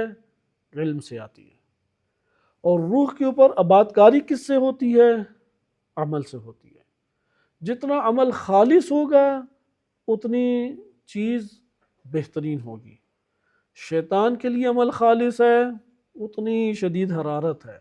آتش فشاں کوئی آسمان سے برستا ہے یا زمین سے نکلتا ہے؟ آتش فشاں آپ لوگوں نے دیکھا ہوگا، آسمان سے آتا ہے یا زمین سے آتا ہے؟ کہاں سے نکلتا ہے؟ پکی بات ہے۔ اسی طریقے سے جو کچھ انسان خواب میں دیکھتا ہے، برزخ میں کاٹے گا، وہ اس کے نفس کی زمین سے باہر آئے گا، باہر سے نہیں کچھ ڈالا جائے گا۔ باہر سے وہی ہے کہ اللہ تعالیٰ کرم کرے تو ڈال دے، آپ نے جو دعائے مغفرت اس کے لیے کیا وہ بھی خدا کی کرم ہے، کیونکہ دعائیں کر کے عمل انجام دے کے اللہ سے مانگنا ہوگا کہ بار الہ اس مرحوم تک پہنچا دے، ایسا نہیں ہے ادھر سے دیا تو ادھر پہنچا، اس طرح کا کوئی سلسلہ نہیں ہے۔ دیا عمل اللہ کے لیے کیا، اب اس عمل کی اگر قیمت ہے تو اللہ سے دعا کریں گے بار الہ یہ میں نے تیرے لیے عمل انجام دیا، اس کا اگر کوئی اجر و ثواب ہے، اس کا اگر کوئی اثر ہے تو بار الہ یہ اس مرحوم کو دے دے۔ مرحوم کو نہیں ہمارا عمل پہنچے گا، نہ روٹی پہنچتی ہے، نہ کپڑا پہنچتا، نہ ہمارے وہ جو تیز طریقے سے ورد ذکر کی صورت میں ہم قرآن پڑھتے ہیں، ان میں سے کوئی چیز نہیں پہنچتی۔ پہنچتا وہ ہے جو اللہ کا فضل ہے، اسے پہنچے گا۔ اس لیے دعا کریں اللہ تعالیٰ سے کہ یہ پہنچا دے۔ یہ وہ ہے کہ جو باہر سے اس کے اوپر وارد ہونا ہے، یعنی انسان کے لیے اس کی ذات سے باہر چیزوں کا نشر ہونا ہے، لیکن اندر سے چیزیں نکلیں گی۔ یہ اندر ڈالی کیا یہ عمل ہے کہ جو ڈالا ہے۔ اس لیے بعض ہمارے علماء قائل تھے جیسے ملا صدرہ رحمۃ اللہ علیہ، البتہ یہ صرف تفکر کے لیے میں یہ نقطہ ذکر کر رہا ہوں، آپ خود غور و فکر کریں۔ وہ اس بات کے قائل تھے کہ قرآن میں جہاں جہاں پہ یہ ہے کہ تجری جنات تجری من تحتها الانہار، وہ جنتیں جس کے نیچے نہر بہہ رہی ہوں گی، تو وہ کہتے ہیں نہروں سے مراد ملکات انسانی ہیں۔ ملکات یعنی وہ انسان کی استعداد اور قابلیت، ارادہ کرے تو انسان سے عمل صادر ہو جائے، اس سطح کی قابلیت کو کہتے ہیں ملکات۔ چونکہ جو کچھ اس سے نکل رہا ہے انسانی روح سے وہ ملکات ہیں، ملکات نکال رہے ہیں۔ خلاصہ کلام یہ آپ نے دیکھا کہ زمین کی وسعتیں علم سے ہیں، روح کی وسعت کس سے ہے؟ علم سے ہے۔ جو علم میں بخل دکھائے گا اس کی روح بھی چھوٹی رہ جائے گی۔ زندگی ایک دفعہ ہی ملنی ہے، اختیار کی زندگی بار بار نہیں ہے اور نہیں ہو سکتی بار بار، لہٰذا اسی دنیا میں سب سے اہم ترین کام یہی ہے کہ انسان تہذیب نفس کرے۔ علامہ طباطبائی رحمۃ اللہ علیہ فرماتے ہیں، علامہ حسن زادہ عاملی رحمۃ اللہ علیہ بھی فرمایا کرتے تھے، تہذیب نفس و تزکیہ نفس سے بڑھ کر مہم ترین کام اس دنیا میں وجود نہیں رکھتا۔ ہر کام میں سب سے بڑھ کر اہم ترین و مفید ترین و مہم ترین کام کون سا ہے؟ وہ تزکیہ نفس ہے۔ تزکیہ نفس یہی ہے کہ کون سا علم اندر ڈالنا ہے جو وسعت آئے۔ بعض کا زمین کیا ہوتی ہے؟ نرم ہوتی ہے، زراعت کے قابل ہوتی ہے، فوراً چیزیں اگاتی ہیں۔ بعض پتریلی ہوتی ہے، بعض ریگستانی ہے ہی زمین گرم۔ یہ وہ فاسد علم ہے جو اس نے اندر ڈالا تھا۔ وہ ساری کی ساری صحرائی زمین ہے، دلدلی زمین ہے ساری کی ساری، اور پھر عمل بھی اس کے لیے اسی طریقے سے ہے۔ اگر خالص سے خالص عمل ہے اس کا پھل ہی بہت شیرین ہوگا۔ صبر ہے بڑا آپ کا بہترین رفیق بن جائے گا۔ نماز ہے وہ آپ کی بوریت دور کرنے والا ایک دوست بن جائے گی۔ روزہ ہے وہ آپ کے لیے ڈھال بن جائے گی۔ زندگی اس طرح کہ اسے کہتے ہیں تجسم اعمال۔ اس لیے قرآن کریم کی آیت ہے، ایک ہی آیت پہ اکتفا کرتے ہیں، وَإِلَّا قرآن میں یہ تھوڑا تفصیلی موضوع ہے۔ وَمَن يَعْمَلْ مِثْقَالَ ذَرَّةٍ خَيْرًا يَرَهُ، کہ اس سے پہلے بھی ہے کہ انسان کیوں آئیں گے؟ لِيُرَوْا أَعْمَالَهُمْ، اس دن لوگ باہر نکلیں گے تاکہ اعمال کو دیکھیں، دیکھنے والی چیز ہوگی، وہ دکھائی دینے والی چیز ہے، لہذا ہر عمل انسان دیکھے گا، ہر عمل کا سامنا کرے گا۔ پھر یہ کہ اگر ذرہ برابر خیر انجام دیا اسے بھی دیکھے گا۔ وَمَن يَعْمَلْ مِثْقَالَ ذَرَّةٍ شَرًّا يَرَهُ، ایک ذرہ شر انجام دیا وہ اسے بھی دیکھے گا۔ حتیٰ کہ ایک واقعہ اس میں صرف سنا دوں، ایک قاضی تھا، اس نے اپنی زوجہ کو کہا، الکافی میں یہ واقعہ وارد ہوا ہے، کہ اپنی زوجہ کو کہا کہ میں جب مر جاؤں تو مجھے اس طرح سے کفن غسل دینا اور میرے منہ سے کپڑا نہیں ہٹانا، منہ پہ میرے کپڑا ڈھانپے رکھنا ہے۔ تو اس نے بھی مان لی، لیکن جس سے منع کہ آپ جانتے ہیں اسی کا تجسس زیادہ ہوتا ہے، تو اس نے ہٹا دیا منہ سے۔ دیکھا تو ایک کیڑا تھا خطرناک سا، وہ اندر جاتا باہر آتا، پھر گھستا منہ میں ناک میں اس کے جاتا، اور وہ اس کا منظر دیکھ کے ڈر گئی اور پھر کپڑا ڈال دیا۔ بہرحال لوگوں نے دفنا دیا۔ خواب میں دیکھا تو اس نے آیا اور خواب میں کہا کہ میں نے نہیں کہا تھا کہ یہ کپڑا نہیں ہٹانا میرے منہ سے، اور تم مجھ سے گھبرائی ہوگی؟ تو اس نے کہا کہ ہاں میں بڑی شدید گھبرائی تھی۔ کہا کہ یہ اصل میں کیا ہے، تمہیں معلوم ہے کہ ایک دن تمہارا ہی بھائی آیا تھا قضاوت کے لیے، تو اس کے ساتھ حق اور باطل میں، اگرچہ حق تیرے بھائی کے ساتھ ہی تھا یا مثلا دوسرے کے ساتھ، یہ ظاہراً جو میرے ذہن میں ہے کہ حق تیرے ساتھ، تیرے بھائی کے ساتھ تھا، لیکن چونکہ آپ آداب قضاوت جانتے ہیں، دین اسلام نے قضاوت کے امور میں بڑی سختی دکھائی ہے کہ آپ نے اگر آشنا سے آشنا ترین بندہ بھی ہو، ایسا تاثر نہیں دینا کہ آپ کی ترجیح اس کی طرف ظاہر ہو رہی ہو، آپ کا میلان، آپ کی رغبت، آپ کی نرمی، دونوں سے برابر سلوک کرنا ہے۔ حتیٰ کہ اگر امام معصوم بھی آ جائیں آپ کے لیے تو آپ نے قضاوت کرتے ہوئے اس میں تقسیم بندی نہیں کرنی۔ احادیث میں ہمارے پاس قاضی کی شرائط میں سے وارد ہوا، تو کہا کہ میں نے اگرچہ حق اس کے پاس تھا اور دوسرے کی اطمینان سے ساری باتیں سنی، لیکن وہ جب آیا تو اس تعلق کی وجہ سے میں نے اظہار کیا جو اظہار اس دوسرے کے لیے نہیں کر سکا، یہ وہ اس کا صلہ ہے۔ اب یہ کہاں پہ یقیناً یہ بدن جو ہے وہ تو چلا جائے گا، اور ہم اپنی اس اصطلاح کے مطابق دیکھیں اس نے تمثل ہی میں اسے دیکھا. اسے کہتے ہیں اعمال کا تمثل اختیار کرنا، تجسم اعمال، یعنی انسان کے لیے ایک عمل کا صورت اختیار کر لینا. اب یہ جسمانی اور مادی صورت نہیں ہے. تمثل اور تجافی میں فرق ہے. آپ نے دیکھا ہوگا کہ بارش جب ہوتی ہے تو جو حقیقت پہلے آسمان پر موجود تھی وہ حقیقت جب زمین پر اتری تو آسمان پر ابھی ہے یا نہیں؟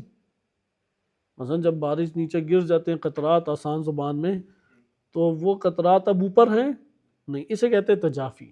وہ حقیقت جو اوپر سے نیچے آتی ہے لیکن جب نیچے آئی ہے تو اب اوپر موجود نہیں ہے. اس کے مقابلے میں تجلی بھی آتا ہے. تجلی کی صورت یہ ہوتی ہے، یا ایک حقیقت ایسی ہے کہ جو جیسی اوپر موجود ہے وہ حقیقت نیچے بھی ویسی موجود ہے، لیکن وہ حقیقت اپنے کسی مرحلے کے اوپر اپنے آپ کو کسی بھی صورت میں ڈھال کے پیش کر سکتی ہے اور انسان اس کا مشاہدہ کر سکتا ہے. کسی بھی صورت میں وہ ڈھال سکتی ہے. حقیقت اپنی جگہ پر تبدیل نہیں ہو رہی، لیکن حقیقت اپنے آپ کو عیاں اس طریقے سے کر رہی ہے کہ وہ کسی اور صورت میں ڈال رہی ہے. اسے کہتے ہیں تمثل اختیار کرنا. جیسے حضرت جبریل علیہ السلام تھے، وہ جب حضرت مریم سلام اللہ علیہ کے لیے متمثل ہوئے تو متمثل کیسے ہوئے کہ ان کی حقیقت وہی عالم عقول میں ہے، جسے آپ عالم ارواح گویا کہ کہہ سکتے ہیں. وہاں سے انہوں نے اپنے آپ کو ظاہر کیا خیال جناب مریم سلام اللہ علیہ میں. جناب مریم سلام اللہ علیہ کے خیال میں وہ کیسے ظاہر ہوئیں؟ انتہائی خوشگوار اور انتہائی جاذب نوجوان کی شکل میں جبریل علیہ السلام نے اپنے آپ کو عیاں کیا کہ جناب مریم سلام اللہ علیہ دیکھ کے ڈر گئیں، گھبرا گئیں اسے. وہ قرآن کی بقیہ آیات ہیں. یہ تمثل، جبریل علیہ السلام کے تمثل. جب جبریل علیہ السلام نے تمثل کیا تو اب ایسا نہیں ہے کہ یہ حقیقت اب اوپر نہیں ہے، یہ حقیقت جو ہے اپنی جگہ پر قائم نہیں حقیقت اسی طرح قائم ہے. اس نے اس جلوے کو ظاہر کیا ہے. مثلا نبی صلی اللہ علیہ وسلم وہ اپنے جلووں کو عقول کے خیالات کے اندر افراد کے ظاہر کر سکتے ہیں. اس کو تھوڑا دقت سے ہمیں لینا ہوگا. جیسا عرض کیا تھا کہ قوتوں کا تھوڑا سا آپ کے سامنے تعارف کرایا، لیکن بنیادی قوتیں جو ہمارے اس موضوع سے تعلق رکھتی ہیں ان میں ایک قوت عقل ہے، قوت خیال ہے اور قوت حس ہے. حس کے ذریعے سے مادی جہان کو ہم جانتے ہیں. قوت خیال تصویر کشی تیزی سے کر دیتی ہیں چیزوں کی، اور قوت عقل وہ معانی کو فقط پکڑتی ہیں. صحیح ہے؟ انسان تینوں کو استعمال کرتا ہے، تینوں اللہ تعالیٰ نے دیے ہیں، لیکن غالب استعمال کس کا ہونا چاہیے؟ انسان ہے تو غالب استعمال قوت عقل کا ہونا چاہیے. اچھا، قوت خیال کسی معصوم نبی کی ہو یا معصوم امام کی ہو، قوت خیال ہی کو برپا کرے گی، لیکن ان کا خیال بہت شفاف، پاک اور پاکیزہ اور طاہر ہوگا. خواب انہیں بھی آتے ہیں لیکن پاک اور پاک، یعنی بالفاظ دیگر جس طرح مادی اپنے اعضاء و جوارے سے معصوم ہستی وہ استفادہ کرتے ہیں، کھاتے پیتے ہیں، تو کیا قوت خیال سے استفادہ نہیں کریں گے؟ اسی طرح قوت عقل سے بھی استفادہ کریں گے، اس طرح قوت قلب سے بھی استفادہ کریں گے. پھر مافوق قلب جو ہیں، اعلیٰ مراتب قلب مشاہدات، اس کے مرحلے پہ بھی پہنچتے ہیں. یہ ساری کی ساری چیزوں سے انسان استفادہ کرتا ہے. لہذا تمثل کس جگہ پر ہوتا ہے؟ قوت عقل کے مورد میں تمثل نہیں ہے، حس سے بھی تمثل نہیں ہوتا، قوت خیال کے ذریعے تمثل ہوتا ہے. اس لیے برزخی زندگی متمثل زندگی ہے. ہر عمل کوئی نہ کوئی صورت اختیار کر رہا ہے، ہر عمل کوئی نہ کوئی شے اور ایک تصویر اختیار کر رہا ہے. جیسا آپ نے اس چیز کو مطالعہ کیا کہ یہاں پہ جب ہم تمثل کہہ رہے ہیں تو ہماری قوت عقل یا خیالات میں ہمارے ایک صورت کو اجاگر کیا جاتا ہے. برزخی زندگی وہ متمثل زندگی ہے جس میں ہر چیز انسان کو دکھائی دے گی.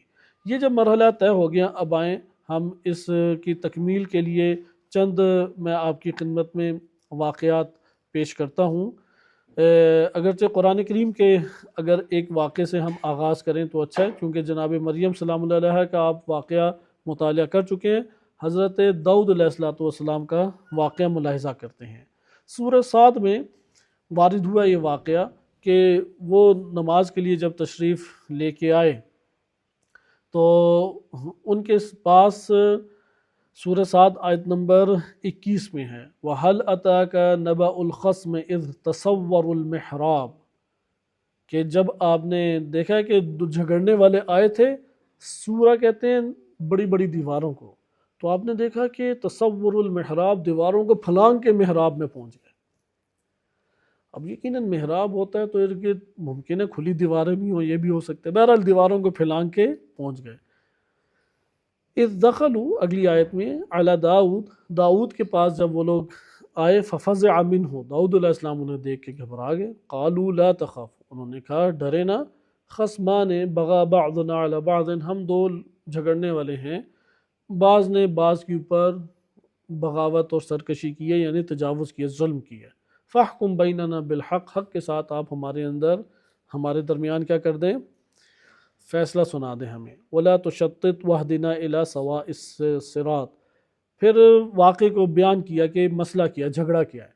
حضرت داؤد علیہ السلام آپ جانتے ہیں کہ قضاوت کے عہدے کے اوپر تھے، تو اذ ھذا اخی لہ 99 نعجہ، کہا یہ میرا بھائی ہے، 99 بھیڑیں اس نے رکھی ہوئی ہیں، ولی نعجۃ واحدۃ، میرے پاس کیا ہے، ایک بھیڑ ہے، فقال اکفلنیہا، اور یہ مجھے کہتا ہے یہ بھی مجھے دے دو، وعزنی فی الخطاب، آئے روز میرے ساتھ یہ جھگڑا بنا کے رکھتا ہے۔ تو حضرت داؤد علیہ السلام نے فوراً کہا لقد ظلمک بسؤال نعجتک الی نعاجہ، اس نے ظلم کیا ہے کہ یہ جو تیری ایک بھیڑ ہے اس کو بھی اپنی بھیڑوں میں شامل کرنا چاہتا ہے۔ وَإِنَّ كَثِيرًا مِّنَ الْخُلَطَاءِ لَيَبْغِي بَعْضُهُمْ عَلَى بَعْضٍ، کہ یہ لڑنے جھگڑنے والے ایک دوسرے کے اوپر تجاوز کیا کرتے ہیں، سوائے ان لوگوں کے جو ایمان لائے اور عمل صالح جنہوں نے انجام دیا، وَقَلِيلٌ مَّا هُمْ، اور یہ افراد جو ہیں وہ قلیل ہیں۔ وَظَنَّ داؤد، داؤد علیہ السلام نے یہاں پہ ظن کیا، گمان کیا، انما فتناہ، کہ ہم نے اسے آزمایا ہے، یعنی سمجھ کے داؤد، ظن داؤد، وظن داؤد، یعنی داؤد سمجھ گئے کہ یہ آزمائے گئے ہیں۔ فاستغفر ربہ، فوراً اپنے رب سے استغفار کیا، وخر راکعا وانابا، اور اپنے رب کے پاس رکوع میں گر گئے اور اللہ تعالیٰ سے توبہ کی، چونکہ اس وقت تک فیصلہ نہیں کر سکتے جب تک دونوں فریق کی مکمل بات نہ سن لیں، ایک فریق کی بات سن کے فوراً حکم نہیں لگا سکتے۔ لیکن ادھر علماء بیان کرتے ہیں، اساتذہ گرامی نے یہ ذکر کیا تمثل کے معنی کو بیان کرتے ہوئے، کہ یہاں پہ داؤد علیہ السلام نماز پڑھ رہے ہیں، ان کے لیے متمثل یہ ہوئے اور فرشتے اس طریقے سے آئے، جھگڑ رہے تھے آپس میں، ایک نے کہا کہ میری 99 بھیڑیں، دوسرے نے کہا کہ یہ ہے، یہ ان کے سامنے پورا واقعہ متمثل ہوا۔ جب واقعہ ختم ہوا اپنی حقیقت عیاں ہو گئی کہ میں جلد باز اس میں نکلا ہوں، اور فوراً اللہ کی بارگاہ میں گر کے انہوں نے توبہ کی۔ اس لیے بہت سارے ہمارے ذہن میں خیال آتے ہیں جو ہمارے ہی مطابق ہوتے ہیں، لیکن ہماری اصلاح اس میں ہم نے کرنی ہوتی ہے۔ وہ ہمیں بتایا ہوتا ہے کہ دیکھو تم اس طریقے سے جا رہے ہو، اس سے خوف زدہ ہو، یا اس راہ کی طرف اس کی ترویج، اس کو ایک راہ کی طرف رہنمائی کرتے ہیں۔ جیسے کہ آج بھی ایک ایران ٹی وی میں آیا ہوا تھا، گلوکار تھا پرانا، محفل پروگرام عالمی سطح کا ایک معروف پروگرام بن چکا ہے، اس میں بڑے نایاب افراد وہ لے کے آتے ہیں۔ گزشتہ شب سید حسن نصر اللہ رضوان اللہ تعالیٰ علیہ کی بیٹی کو لے کے آئے، اور واقعاً انہوں نے شہید کی شخصیت کی ترجمانی ان کی بیٹی نے کی۔ تو آج بھی وہ ایک گلوکار کو لائے، 16 سال کی عمر میں اس کی بڑی شہرت ہو گئی تھی، تو اس نے بتایا کہ میں کس طریقے سے رائے ہدایت پر آیا ہوں، اور ابھی بڑی پیاری آواز میں چیزیں، مختلف سرود اور چیزیں تلاوت وغیرہ پڑھتا ہے۔ اسے 2 خواب آئے، ان خوابوں نے اس کی رہنمائی کی۔ لہذا خواب رہنمائی انسان کی کرتے ہیں، تمثل کی صورت خواب ہے، لہذا خواب میں کوئی بھی چیز بے وجہ نہیں ہے، اگرچہ ہم ان واقعات کی حقیقت نہیں کہہ، مثلا میں نے خواب میں بھیڑیا دیکھا ہے، لازم نہیں ہے کہ میں نے کوئی برا کام ہی انجام دیا ہے۔ جو اپنی طرف یہ نسبت دے دے خطا ہے، اشتباہ ہے اس کا۔ اس نے کوئی مثلا بچھو اور سانپ دیکھا ہے، فوراً کہ ہاں میں نے ہی سارا کچھ کیا اور میں یہ ہوں، میں وہ ہوں، میں فلاں ہوں، ایسا نہیں ہے۔ وہ دیکھ سکتا ہے، اشتباہات بہت سارے دیکھ سکتا ہے، مثلا اندر کسی چیز کا خوف رکھا ہوا ہے، وہ خوف تمثل ہو کے آ جائے گا۔ لیکن اس سے ایک چیز پتہ لگتا ہے، جو بھی دیکھ رہا ہے اس سے اس کے نفس کا تعلق ہے۔ مثلا اس نے ایک بھیڑیا دیکھا، ایک سانپ دیکھا، یا آسمان سے نیچے گر رہا ہے، تو وہ اندر اصل میں ان چیزوں سے ڈرتا ہے۔ ایسا نہیں ہے کہ کوئی برائی انجام دی اور وہ برائی یہ بن کے اب اس کے سامنے آ گئی، نہیں، وہ تمثل ہوئے، چونکہ وہ اس سے کسی نہ کسی صورت میں گھبرا رہا ہے، گھبراہٹ کا شکار ہوتا ہے، لیکن حقیقت بھی ہو سکتی ہے۔ مثلا کینہ اور بغض ہے کسی مومن سے، اس کینہ اور بغض کا نتیجہ کیا ہے، وہ بدترین خواب دیکھتا ہے مسلسل۔ وہ بدترین خواب، اب یہ تشخیص دینا آسان نہیں ہے کہ میں نے جو دیکھا وہ حقیقت رکھتا ہے نہیں، لیکن یہ ضرور ہے جو دیکھے وہ تعلق رکھتا ہے۔ مثلا کوئی شخص خواب میں بالفرض خواتین کوئی دیکھتا رہتا ہے، اس کی تمنائیں جو ہیں بھری ہوئی خواتین سے ہیں، ممکن ہے ابھی اس نے کوئی گناہ نہیں کیا، لیکن یہاں پہ یہ بھی نہیں ہے کہ کوئی گناہ انجام پائے اور اندر اس نے عمل ڈالا ہوا نہیں، وہ جو عمل کا تعلق جوڑا ہے وہ بھی اہمیت کا حامل ہے۔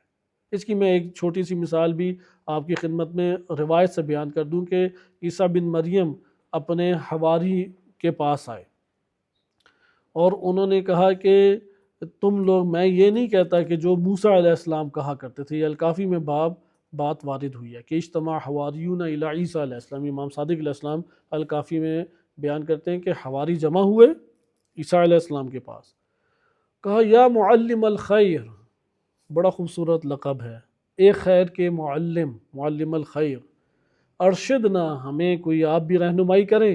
فقال لهم، تو عیسیٰ علیہ السلام نے کہا ان موسیٰ کلیم اللہ امرکم، کلیم اللہ موسیٰ علیہ السلام نے تم لوگوں کو حکم دیا تھا ان لا تحلفوا باللہ تبارک و تعالی کاذبین، جھوٹی قسمیں اللہ کی نہ کھاؤ۔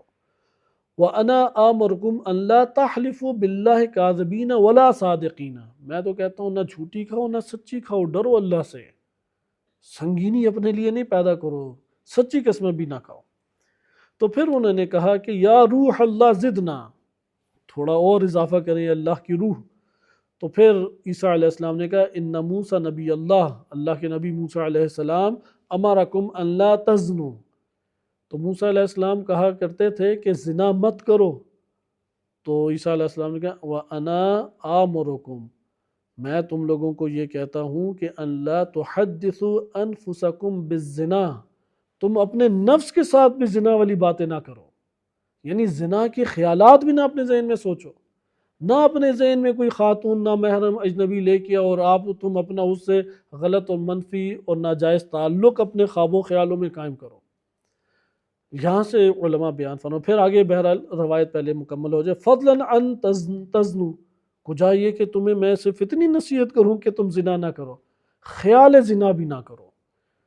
فَإِنَّ مَنْ حَدَّثَ نَفْسَهُ، جو اپنے نفس سے جو گفتگو بھی کرتا ہے، بالخصوص زنا کی گفتگو اگر وہ کرے تو اس کی مثال کیسی ہے، کَمَنْ أَوْقَتَ فِي بَيْتٍ مُزَوِّقٍ، اس کی مثال اس خوبصورت سجے ہوئے گھر کسی ہے، افسدت تزویق الدخانوں، کہ کالے سیاہ دھوئے نے ساری کی ساری اس کی زینت اور خوبصورتی کو فاسد کر کے رکھ دیا ہے۔ وَإِن لَمْ يَحْتَرِقِ الْبَيْتِ، اگرچہ گھر نہیں جلا، یعنی زنا تم نے عمل سے نہیں کیا، خوابوں میں تو انجام دے دیا، خوابوں میں انجام دیا تو تمہاری روح اندر سے جل گئی، سیاہ ہو گئی ہے، اگرچہ پورے کے پورے ابھی وہ جہنم میں تم نہیں گئے، یعنی گھر نہیں جل رہا۔ لہٰذا آپ نے اس جگہ پہ ملاحظہ کیا کہ یہ ہے کہ علماء بعض ذکر کرتے ہیں کہ اگر ناجائز چیز بھی تمہیں خواب میں آتی ہے، قلبی تمہارا تعلق تھا تو آئی ہے نا، بدون تعلق ایک چیز نہیں آ سکتی، لہذا اس جگہ پہ استغفار کرے اللہ کی بارگاہ میں، خدا کی بارگاہ میں خصوصی استغفار کرے۔ آیا ابھی ہم ایک واقعہ پڑھتے ہیں اور پھر اسی کے اوپر انشاءاللہ اختتام کرتے ہیں، اور یہ ہمارے پاس موت کے حقائق میں سے آ جائے گا کہ موت کا مطلب یہ ہے کہ جو اس طرح کی حقیقتیں بھیج چکے ہیں بس اس کے ساتھ زندگی بسر کریں۔ جیسا کہ ایک وارد ہوا ہے واقعہ روایات میں کہ نبی صلی اللہ علیہ وسلم معراج پہ گئے، فرشتوں کو دیکھا دھڑا دھڑ محل بنا رہے ہیں، وہ گھر بار اور بڑے بڑے محل اور بہترین بلڈنگز بنا رہے ہیں، اچانک رک گئے، سارے کے سارے مزدوروں نے کام چھوڑ دیا۔ تو نبی صلی اللہ علیہ وسلم حیران پریشان ہو کے ان سے پوچھا کہ یہ کیا ہے؟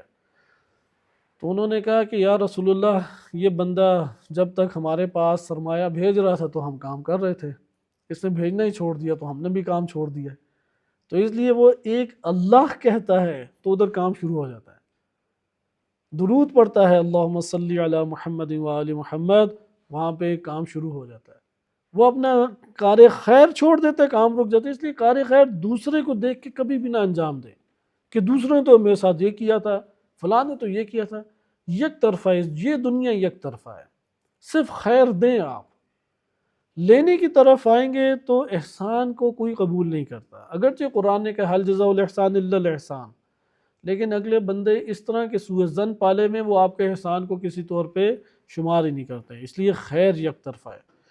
یہ واقعہ آپ کی خدمت میں ذکر کیا جاتا ہے کہ ایک ملک الموت کا پہلے واقعہ بیان کیا جائے۔ الکافی میں امام باقر علیہ السلام فرماتے ہیں کہ اللہ عز و جل نے ابراہیم علیہ السلام کو خلیل بنایا۔ اب آپ یہ دیکھیں ملک الموت کیسے آ رہا ہے، میں پورا واقعہ نہیں پڑھتا تاکہ بقیہ واقعات پڑھ سکیں وقت کی قلت کی وجہ سے، کہ اللہ نے جب خلیل بنایا تو ان کو بشارت دینے کے لیے خلیلیت کی خلت جسے کہتے ہیں، خلت کی بشارت دینے کے لیے اسرائیل علیہ السلام آئے۔ اسرائیل علیہ السلام سب کے سامنے یکساں طور پہ نہیں آتے ہیں، اس لیے انسان کو اس دنیا میں عمل کی جزا حتماً و حتماً ملتی ہے۔ کیسے آئے؟ فجاءہ الملک الموت، ملک الموت آئے فی صورت شاب ابیض، ایک جوان خوبصورت سفید گورے چٹے بن کے سامنے آئے، یعنی گوری شکل میں سفید ایک جوان کی صورت میں، علیہ ثوبان، ان کے اوپر دو کپڑے تھے ابیضان، دونوں کے دونوں سفید تھے۔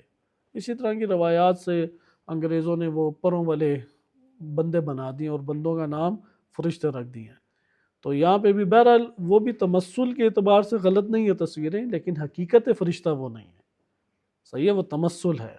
تو ثوبان ابیضان یقطر رأسہ ماء ودہنا، ان کے سر سے پانی ٹپک رہا تھا، اور گھر میں داخل ہوئے ابراہیم علیہ السلام کے سیدھا، فاستقبلوا خارجا من الدار، جبکہ ابراہیم علیہ السلام وہ خارج گھر سے، فاستقبلہ، انہوں نے یعنی باہر سے وہ اندر کی طرف آئے۔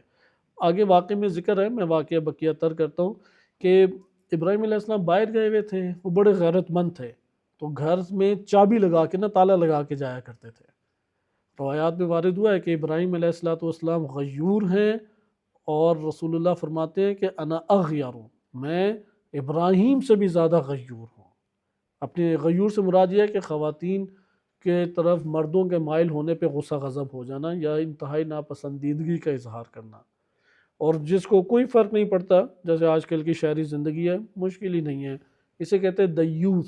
دیوس کے بارے میں الکافی کی روایت ہے، جنت کی بو بھی نہیں سونگھ سکے گا، یعنی مرد جو ہے وہ اپنی طبع شہوت کی وجہ سے خواتین کی طرف مائل ہوتا ہے، خواتین کو ابتدا میں احساس نہیں ہوتا، وہ اپنی اس زینت کو کمال سمجھ رہی ہوتی ہیں، لیکن جو دوسرا مرد ہے اس کے دل میں اللہ تعالیٰ نے اس کے شوہر یا بھائی یا باپ کے دل میں شدید ایک غصے کا وہ مورد رکھے، اسے کہتے ہیں غیرت مردانہ۔ غیرت مردانہ ایمان ہے، غیرت نسوانہ وہ کفر ہے، چونکہ نامحرم کی طرف مائل ہوتا دیکھ کے غیرت میں آنا، اگر مرد غیرت میں آئے کہ اس کی خاتون کی کسی کی طرف مائل ہو یا وہ اس کی خاتون کی طرف کوئی مائل ہو، ہر دو صورتوں میں مرد کا غیرت میں آنا ایمان ہے۔ لیکن اگر مرد شادی کے لیے کسی خاتون کی طرف رجوع کرتا ہے اور پہلی بیگم رکاوٹ بن جائے، غصہ غضب کا اظہار کرے، اسے کفر کہا گیا، اور ایک بڑی تعداد جہنم میں خواتین کی اسی طور پہ جائیں گی۔ ہاں وہ خاتون اپنے طور پہ شرائط رکھ سکتی ہے، لیکن غصہ غضب کا اظہار شرعی طور پہ نہیں کر سکتی۔ خلاصہ کلام یہ ہمارے پاس ابراہیم علیہ السلام کے واقعے سے تھا کہ تالا لگا کے جایا کرتے تھے۔ البتہ یہ قسمت کے مرحلے کے ہیں، ایسی صورت نہیں ہونی چاہیے کہ بندہ یہاں پہ تالا لگا کے جانا شروع کر دے کہ ابراہیم علیہ السلام کی سنت پر میں عمل کر رہا ہوں۔ مقصود اس واقعے میں موت کے فرشتے کا بیان ہے، چونکہ بعض ایسے برقعے بھی ہیں، البتہ یہ برقعے ائمہ علیہ السلام کے دور میں ہاشمیات پہنا کرتی تھیں۔ ادھر لطیفے بنا دیے کہ پہلی پوچھتے ہیں کہ ایسی کون سی چیز ہے کہ اگر آپ وہ پہن لیں آپ کسی کو نظر نہیں آئیں گے لیکن آپ سب کو دیکھ سکتے ہیں۔ تو سوچ سوچ کے کہا کہ یہ پٹھانوں والا برقع ہی ہے، وہ جو پہن لے تو وہ تو کوئی نہیں دیکھ سکتا اسے، لیکن وہ سب کو دیکھ سکتا ہے۔ لیکن یہ برقع ہاشمیات کا برقع ہوا کرتا تھا، ابھی بھی بحرین وغیرہ سعودیہ وغیرہ میں یہی برقع رائج، البتہ جالی والا نہیں ہے، وہ دوسرے طریقوں سے ہے۔ خلاصہ کلام حضرت ابراہیم علیہ السلام چونکہ بہت غیرت مند تھے تو تالے لگا کے جاتے تھے، اور مالک الموت کو اجازت لینے کی ضرورت ہی نہیں پڑتی، وہ اندر چلے گئے، اور تھے بھی جوان صورت میں، کھولا انہوں نے دروازہ تو دیکھا کہ حضرت کھڑے ہیں، تو پوچھا کہ تم کہاں سے آئے؟ تو انہوں نے کہا کہ آپ کے رب نے مجھے بھیجا ہے، اور پھر بتایا، اور آگے وہی واقعہ جو قرآن میں ذکر ہوا۔ ادھر آپ نے دیکھا یہ تمثل ہے، کوئی مادی صورت میں نہیں آئے جبریل علیہ السلام یا ملک الموت، مادی جسم اختیار کر کے نہیں آ سکتے، وہ خیال میں برپا کیا ان کے۔ اسی طرح اگلا واقعہ دیکھیں کہ حضرت عیسیٰ علیہ السلام ایک بستی سے گزرے، یہ بڑا دلچسپ واقعہ ہے، اور اس واقعے پہ کلام بھی زیادہ کرنا تھا لیکن وقت نہیں ہے۔ امام صادق علیہ السلام سے یہ واقعہ وارد ہوا الکافی کا، مر عیسیٰ بن مریم علی قریۃ، ایک بستی سے گزرے، قد مات اہلها وطیرها ودوابها، سارے مرے پڑے تھے، انسان، چرند، پرند، مویشی، حیوان، سارے مرے ہوئے تھے۔ تو فوراً عیسیٰ علیہ السلام نے کہا کہ اما انہم لم یموتوا الا بسخطۃ، یہ عذاب کے علاوہ نہیں مرے، یہ اللہ تعالیٰ کی ناراضگی انہوں نے اٹھائی ہے، لیکن نہیں پتا تھا کیوں مرے۔ یہ ہمارے لیے بہت عبرت ہے، جس جگہ پہ ہم لوگ ہیں ادھر کروڑوں لوگ گزر چکے ہیں، یہ قم ہے کہ یہ کتنے ہزار سالوں سے آباد ہے، ہمارے یہ ہند کے علاقے ہیں، یہ پنجاب ہے اور دیگر علاقے، کروڑوں لوگ گزر چکے ہیں، اس لیے ہم ابھی پہلے نہیں ہیں۔ اسی طریقے سے بستی والے مرے ہوئے تھے، عیسیٰ علیہ السلام گئے تو انہوں نے کہا کہ یہ سارے کے سارے عذاب سے مرے، چونکہ لو ماتوا، اگر یہ تبھی موت مرے ہوتے متفرقین، تو بکھرے ہوئے ہوتے، لتدافنوا، بکھرے ہوئے مرتے اور دفن کر دی جاتے، دفن کرنے والا ہی نہیں تھا کوئی۔ تو اب وہ بڑا تعجب ہوا، تو حواریوں نے کہا یا روح اللہ و کلمتہ، یہ حجت خدا کا فائدہ ہوتا ہے، خدا کرے جلد ہم بھی اپنی حجت کو پائیں اور ان کے ساتھ وقت گزاریں۔ فوراً کہا کہ اس کی حقیقت کیا ہے؟ اب فلسفی ہوتا تو بیچارہ وجود اور مائع سے ایسا شروع کرتا کہ بعض علماء کے مطابق بعد میں خود ہی بھول جاتا کہ میں کیا کہہ رہا تھا، لیکن یہاں پہ حجت الہی انہوں نے ان سے گزارش کی، یا روح اللہ و کلمتہ، اے اللہ کے روح و کلمہ، ادعو اللہ، اللہ سے دعا کریں، ان یحییہم لنا، اللہ ہمیں ہمارے لیے انہیں زندہ کر دے، فیخبرنا ما کانت اعمالہم، اور وہ پھر ہمیں خبر دیں کہ ان کے کیا اعمال تھے، یعنی یہ کیا کام کرتے تھے، کہ ان کی زندگیاں کیسے گزرتی تھی، تاکہ ہم لوگ بھی پھر اس سے نجات حاصل کریں اور ہم بھی اس کو دیکھ سکیں۔ تو فنجتنیہا فیا نجتنبہا، تاکہ ہم ان بد اعمال سے دور کریں، اجتناب کریں۔ ادھر ہر دو یہ واقعہ لے سکتے ہیں، تمثل کے باب میں بھی لے سکتے ہیں کہ اب جو آگے گفتگو ہوگی وہ ان کے خیال میں برپا کی عیسیٰ علیہ السلام نے، اور خیال میں ان کے لے کے آئے، اور یہ بھی ہو سکتا ہے کہ یہ حذر الموت جو ابھی ہم نے آیت پڑھی اسی کا ایک مصداق ہو کہ ان کو زندہ سے مردہ کیا ہو، ہر دو صورتیں ہو سکتی ہیں۔ تو اس جگہ پہ انہوں نے جب کہا تو عیسیٰ علیہ السلام نے بھی، فدعا عیسیٰ علیہ السلام ربہ، اپنے رب سے انہوں نے دعا کی عیسیٰ علیہ السلام نے، فنودی من الجو، فضا سے آواز آئی عیسیٰ علیہ السلام کو، اب یہ سب کو نہیں سنائی دی، یہ بھی خیال میں سنائی دی آواز۔ خیال معصوم بہت عظیم ایک دنیا ہے، بہت عظیم دنیا، کسی مورد میں انشاءاللہ پڑھیں گے۔ ہمارا خیال تو ہے ہی آلودہ، اور اس لیے خیال حقیقت بھی ہو سکتا ہے اور خیال حقیقت کے بغیر بھی ہو سکتا ہے۔ بہرحال یہاں پہ ہے کہ جب سے آواز آئی رب کی، انادہم، کہ تم انہیں پکارو، فقام عیسیٰ باللیل علی شرف من الارض، ایک اونچی جگہ پہ زمین کے رات کے ٹائم کھڑے ہو گئے، اور فقال یا اہل هذه القریہ، اے بستی والو، فاجابہ منہم، تو ان میں سے ایک اٹھا اور جواب دیا، مجیب، صحیح جواب دینے والے نے جواب دیا، لبیک یا روح اللہ و کلمتہ، اے اللہ کی روح اور اس کے کلمہ۔ تو عیسیٰ علیہ السلام نے کہا ویحکم ما کانت اعمالکم، تمہارا برا ہو کیا تمہارے اعمال تھے کہ تم اللہ کی ناراضگی کا سبب بن گئے۔ تو انہوں نے دو اعمال فقط پیش کیے، عبادت الطاغوت، طاغوت کی عبادت کرتے تھے، وحب الدنیا، دنیا کی محبت تھی لیکن اب کچھ شرائط کے ساتھ، ہم دنیا سے محبت رکھتے تھے، ما خوف قلیل، ڈر ہی نہیں لگتا تھا، بڑا قلیل خوف تھا، یعنی نہ قیامت سے ڈرتے تھے، نہ خدا سے ڈرتے تھے، نہ عاقبت اور انجام سے ڈرتے، ما خوف قلیل وامل بعید، لمبی لمبی امیدیں باندھی ہوئی تھیں، اب گھر لے لیں گے، گاڑی لے لیں گے، بچے ہوں گے، جوان ہوں گے، شادی کریں گے، فلاں ہو جائے گا، پلان بناتے رہتے تھے بس اپنی زندگی کا۔ عمل بعید وغفلت فی لہو ولعب، ڈوبے ہوئے تھے غفلتوں میں، لہو لعب۔ لعب کہتے ہیں کہ جو کھیل کود، یعنی غیر عقلائی کام، وقت گزارنے کے لیے غیر عقلائی کام انسان کرتا ہے۔ جیسے ایک محفل میں بیٹھے ہوں تو کوئی لفٹ نہ کرا رہا ہو تو فوراً گیم کھیل لیتے ہیں، کوئی نہ ملے تو وہ سانپ والی گیم تو ہوتی ہے، ایک سوراخ سے داخل ہوئے دوسرے سے نکالا۔ حالانکہ کر سکتا ہے کہ بندہ ذکر الہی ادھر کرے، کوئی غور و فکر کرے۔ لہذا ملاحظہ کہ لعب کہتے ہیں غیر عقلائی کام، لہو کہتے ہیں ایسا کام جو آپ کو آپ کے مقصد سے روک دے، بے شک عقلائی ہو، مقصد سے روک دے۔ غافل تھے ہم اپنے انجام سے، آخرت سے، موت سے، لہو لعب میں وقت گزار رہے تھے۔ فقال کیف کان حبکم الدنیا، حبکم للدنیا، اب بھی صبر نہیں کیا، اور عیسیٰ علیہ السلام نے پھر کیونکہ حجت خدا ہیں اور ہدایت دینی ہے اور ہم تک پہنچنی تھی، امام علیہ السلام نے یہ اسرار ہمارے سامنے لائے، کہا کہ کیسے دنیا کی محبتیں تم جتلاتے تھے؟ کہتے تھے کہ اس نے جواب دیا کہ حب الصبی لامہ، جیسے چھوٹا بچہ محبت کے ساتھ ماں کی طرف بھاگا بھاگا جاتا ہے، اذا اقبلت علینا، جب دنیا ہمارے پاس آتی تھی، فرحنا وسررنا، کیا خوش ہوتے تھے اور کیا ہمارے سرور کی عالم ہوتا تھا، وَإِذَا أَدْبَرَتْ عَنَّا بَكَيْنَا وَحَزِنَا، اور جب حزننا، اور جب ہم یہ دنیا ہم سے پلٹتی تھی تو غمگین، روتے دھوتے اور محزون رہتے تھے۔ کہا کہ کیف کہ تمہاری طاغوت کی عبادت کیسی تھی؟ کہا کہ ہم اہل معصیت کی اطاعت کرتے تھے، جو بھی گناہ گار کی اطاعت کرے گا یہ طاغوت کی عبادت ہے، فقط حاکم نہیں، وہ تو بے درجہ اولیٰ ہے کہ جو غیر شرعی حاکم ہے اس کی اطاعت کرنا طاغوت کی عبادت ہے، اہل معصیت کی اطاعت۔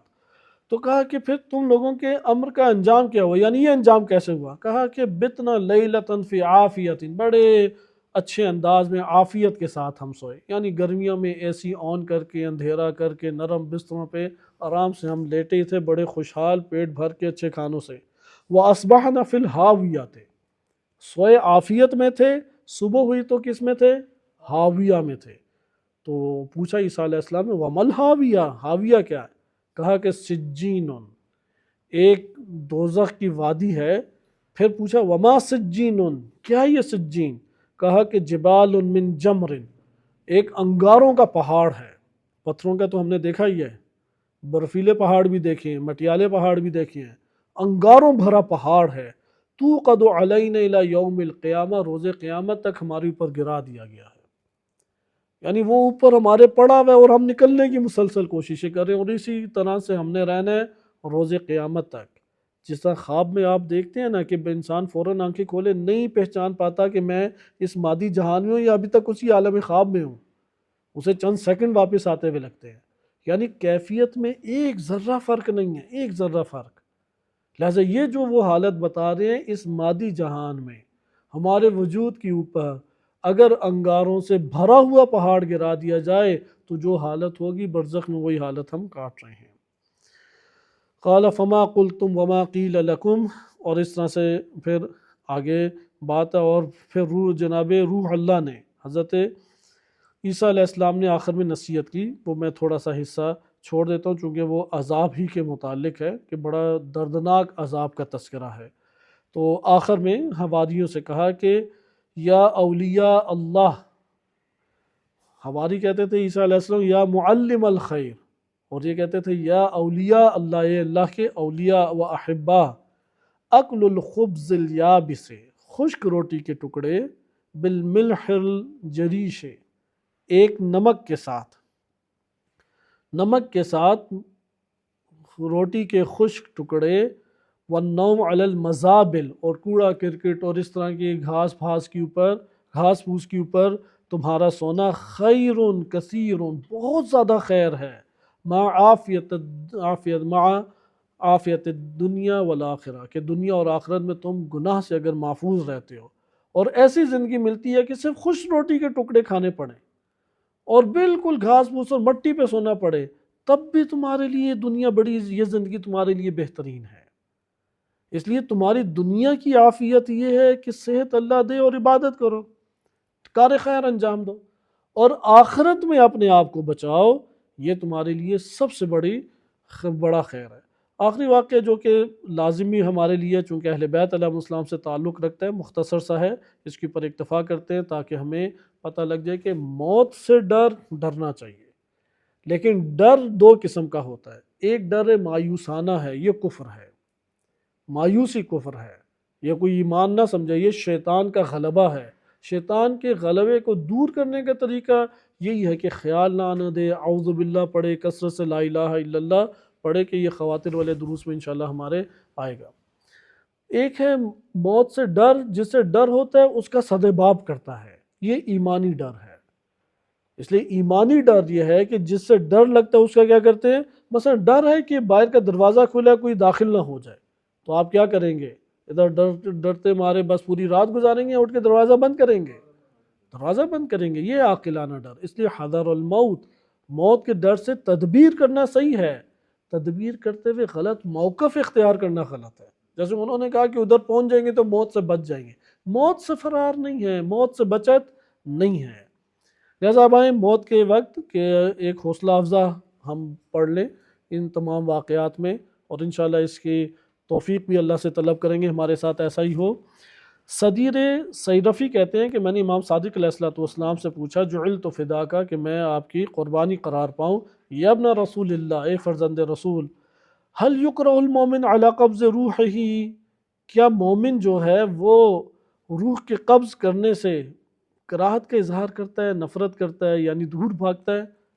روح کا جب قبض کی جا رہی ہو تو کیا وہ کراہت کرتا ہے، ناپسندیدہ اس کے اوپر گزرتا ہے؟ تو امام صادق علیہ السلام نے فرمایا کہ لا واللہ، نہیں، قسم بخدا، انہو اذا اتاہ الملک الموت، کہ جب بھی ملک الموت اس کے پاس آتا ہے، لقبض روحہ، تاکہ وہ اس کی روح کو قبض کرے۔ آپ نے یہ لفظ بہت سنا ہوگا، قبض کرنا یعنی تنگ کرنا، اس کے مقابلے میں بسط ہوتا ہے۔ روح کی حقیقت یہ ہے کہ وہ جب نکالی جاتی ہے تو پکڑی جاتی ہے، اسے دبایا جاتا ہے، تنگ کیا جاتا ہے، اس طرح سے قبض ہوتا ہے، قبض موت۔ تو جزع عند ذالک، تو وہ اس وقت بڑا جزا فضا کرتا ہے۔ مومن جو ہے نا بڑا شور مچاتا ہے، جزا فضا کرنا ہے، ہائے وائے، اونچے اونچے نالے آپ نے سنے ہوں گے کہ شور شرابہ کرنا، تو اس طرح سے وہ ہائے وائے شروع کر دیتا ہے۔ فیقول له ملک الموت، تو اس ٹائم ملک الموت آ کے اسے کہتا ہے، یا ولی اللہ، اے ولی خدا، لا تجزع، مت تم اس طرح سے شور مچاؤ، گریا اہو بکا کرو، فواللہ بعث محمدا، قسم ہے اس ذات کی جس نے محمد صلی اللہ علیہ وآلہ کو مبعوث کیا، لأنا ابر بکا، میں تیرے اوپر بہت ہی زیادہ مہربان ہوں، واشفق علیک من والد رحیم، ایک انتہائی رحیم کریم شفیق باپ سے بھی زیادہ تیرے اوپر میں شفیق اور مہربان ہوں۔ لو حضرک، کہ اگر یہ تیرے اوپر وقت آتا ہے روح کے قبض کا تو میں اس وقت تیرے اوپر انتہائی مہربان ہوں گا۔ افتح عینیک، ذرا اپنی آنکھیں تو کھول، فانظر، ایک نظارہ تو کر۔ قال، پھر وہ فرماتے امام علیہ السلام، وَيُمَثِّلُ لَهُ رسول اللہ، ادھر بھی دیکھیں لفظ تمثیل ہے، رسول اللہ صلی اللہ علیہ وسلم اس کے لیے ممثل، تمثیل کرتے ہیں، اس کے لیے ایک صورت بناتے ہیں۔ وَأَمِيرُ الْمُؤْمِنِينَ وَفَاطِمَةُ وَالْحَسَنُ وَحُسَيْنُ وَالْأَئِمَّةُ مِنْ ذُرِّيَّتِهِمْ علیہم السلام، یہ سارے کے سارے چہاردہ معصومین علیہ السلام اس کے سامنے ایک صورت کشی کرتے ہیں، تصویر بناتے ہیں۔ فَيُقَالُ لَهُ، اور پھر اسے کہا جاتا ہے، هَذَا رسول اللہ، یہ اللہ کے رسول ہے، یہ امیر المومنین ہے، یہ فاطمہ و حسن و حسین والائمہ علیہم السلام ہے، رفقاؤک، یہ سب تیرے رفیق ہیں۔ فَيَفْتَحُ عَيْنَهُ، وہ جب اپنی آنکھیں کھولتا ہے، فَيَنْظُرُ، اور دیکھتا ہے، فَيُنَادِي رُوحَهُ مُنَادٍ مِّن قِبَلِ رَبِّ الْعِزَّةِ، اس وقت اللہ رب العزت کی طرف سے آواز دینے والا آواز دیتا ہے اس کی روح کو قبض کر لیا جائے۔ یہاں پہ یہ فوراً خوشی خوشی کہتا ہے کہ میری روح قبض کر لے، میرے رفیق یہ ہونے چاہیے، اور پھر یہ صدا آتی ہے، یا ایتھا النفس المطمئنہ الی محمد و اہل بیتہ، اے نفس مطمئنہ آ جا تو محمد و اہل بیت محمد علیہ السلام کی طرف، ارجع الی ربک راضیۃ بالولایہ، اپنے رب کی طرف لوٹ جا ولایت کے ہمراہ، تو ان کی ولایت کے ساتھ زندگی بسر کرتا تھا۔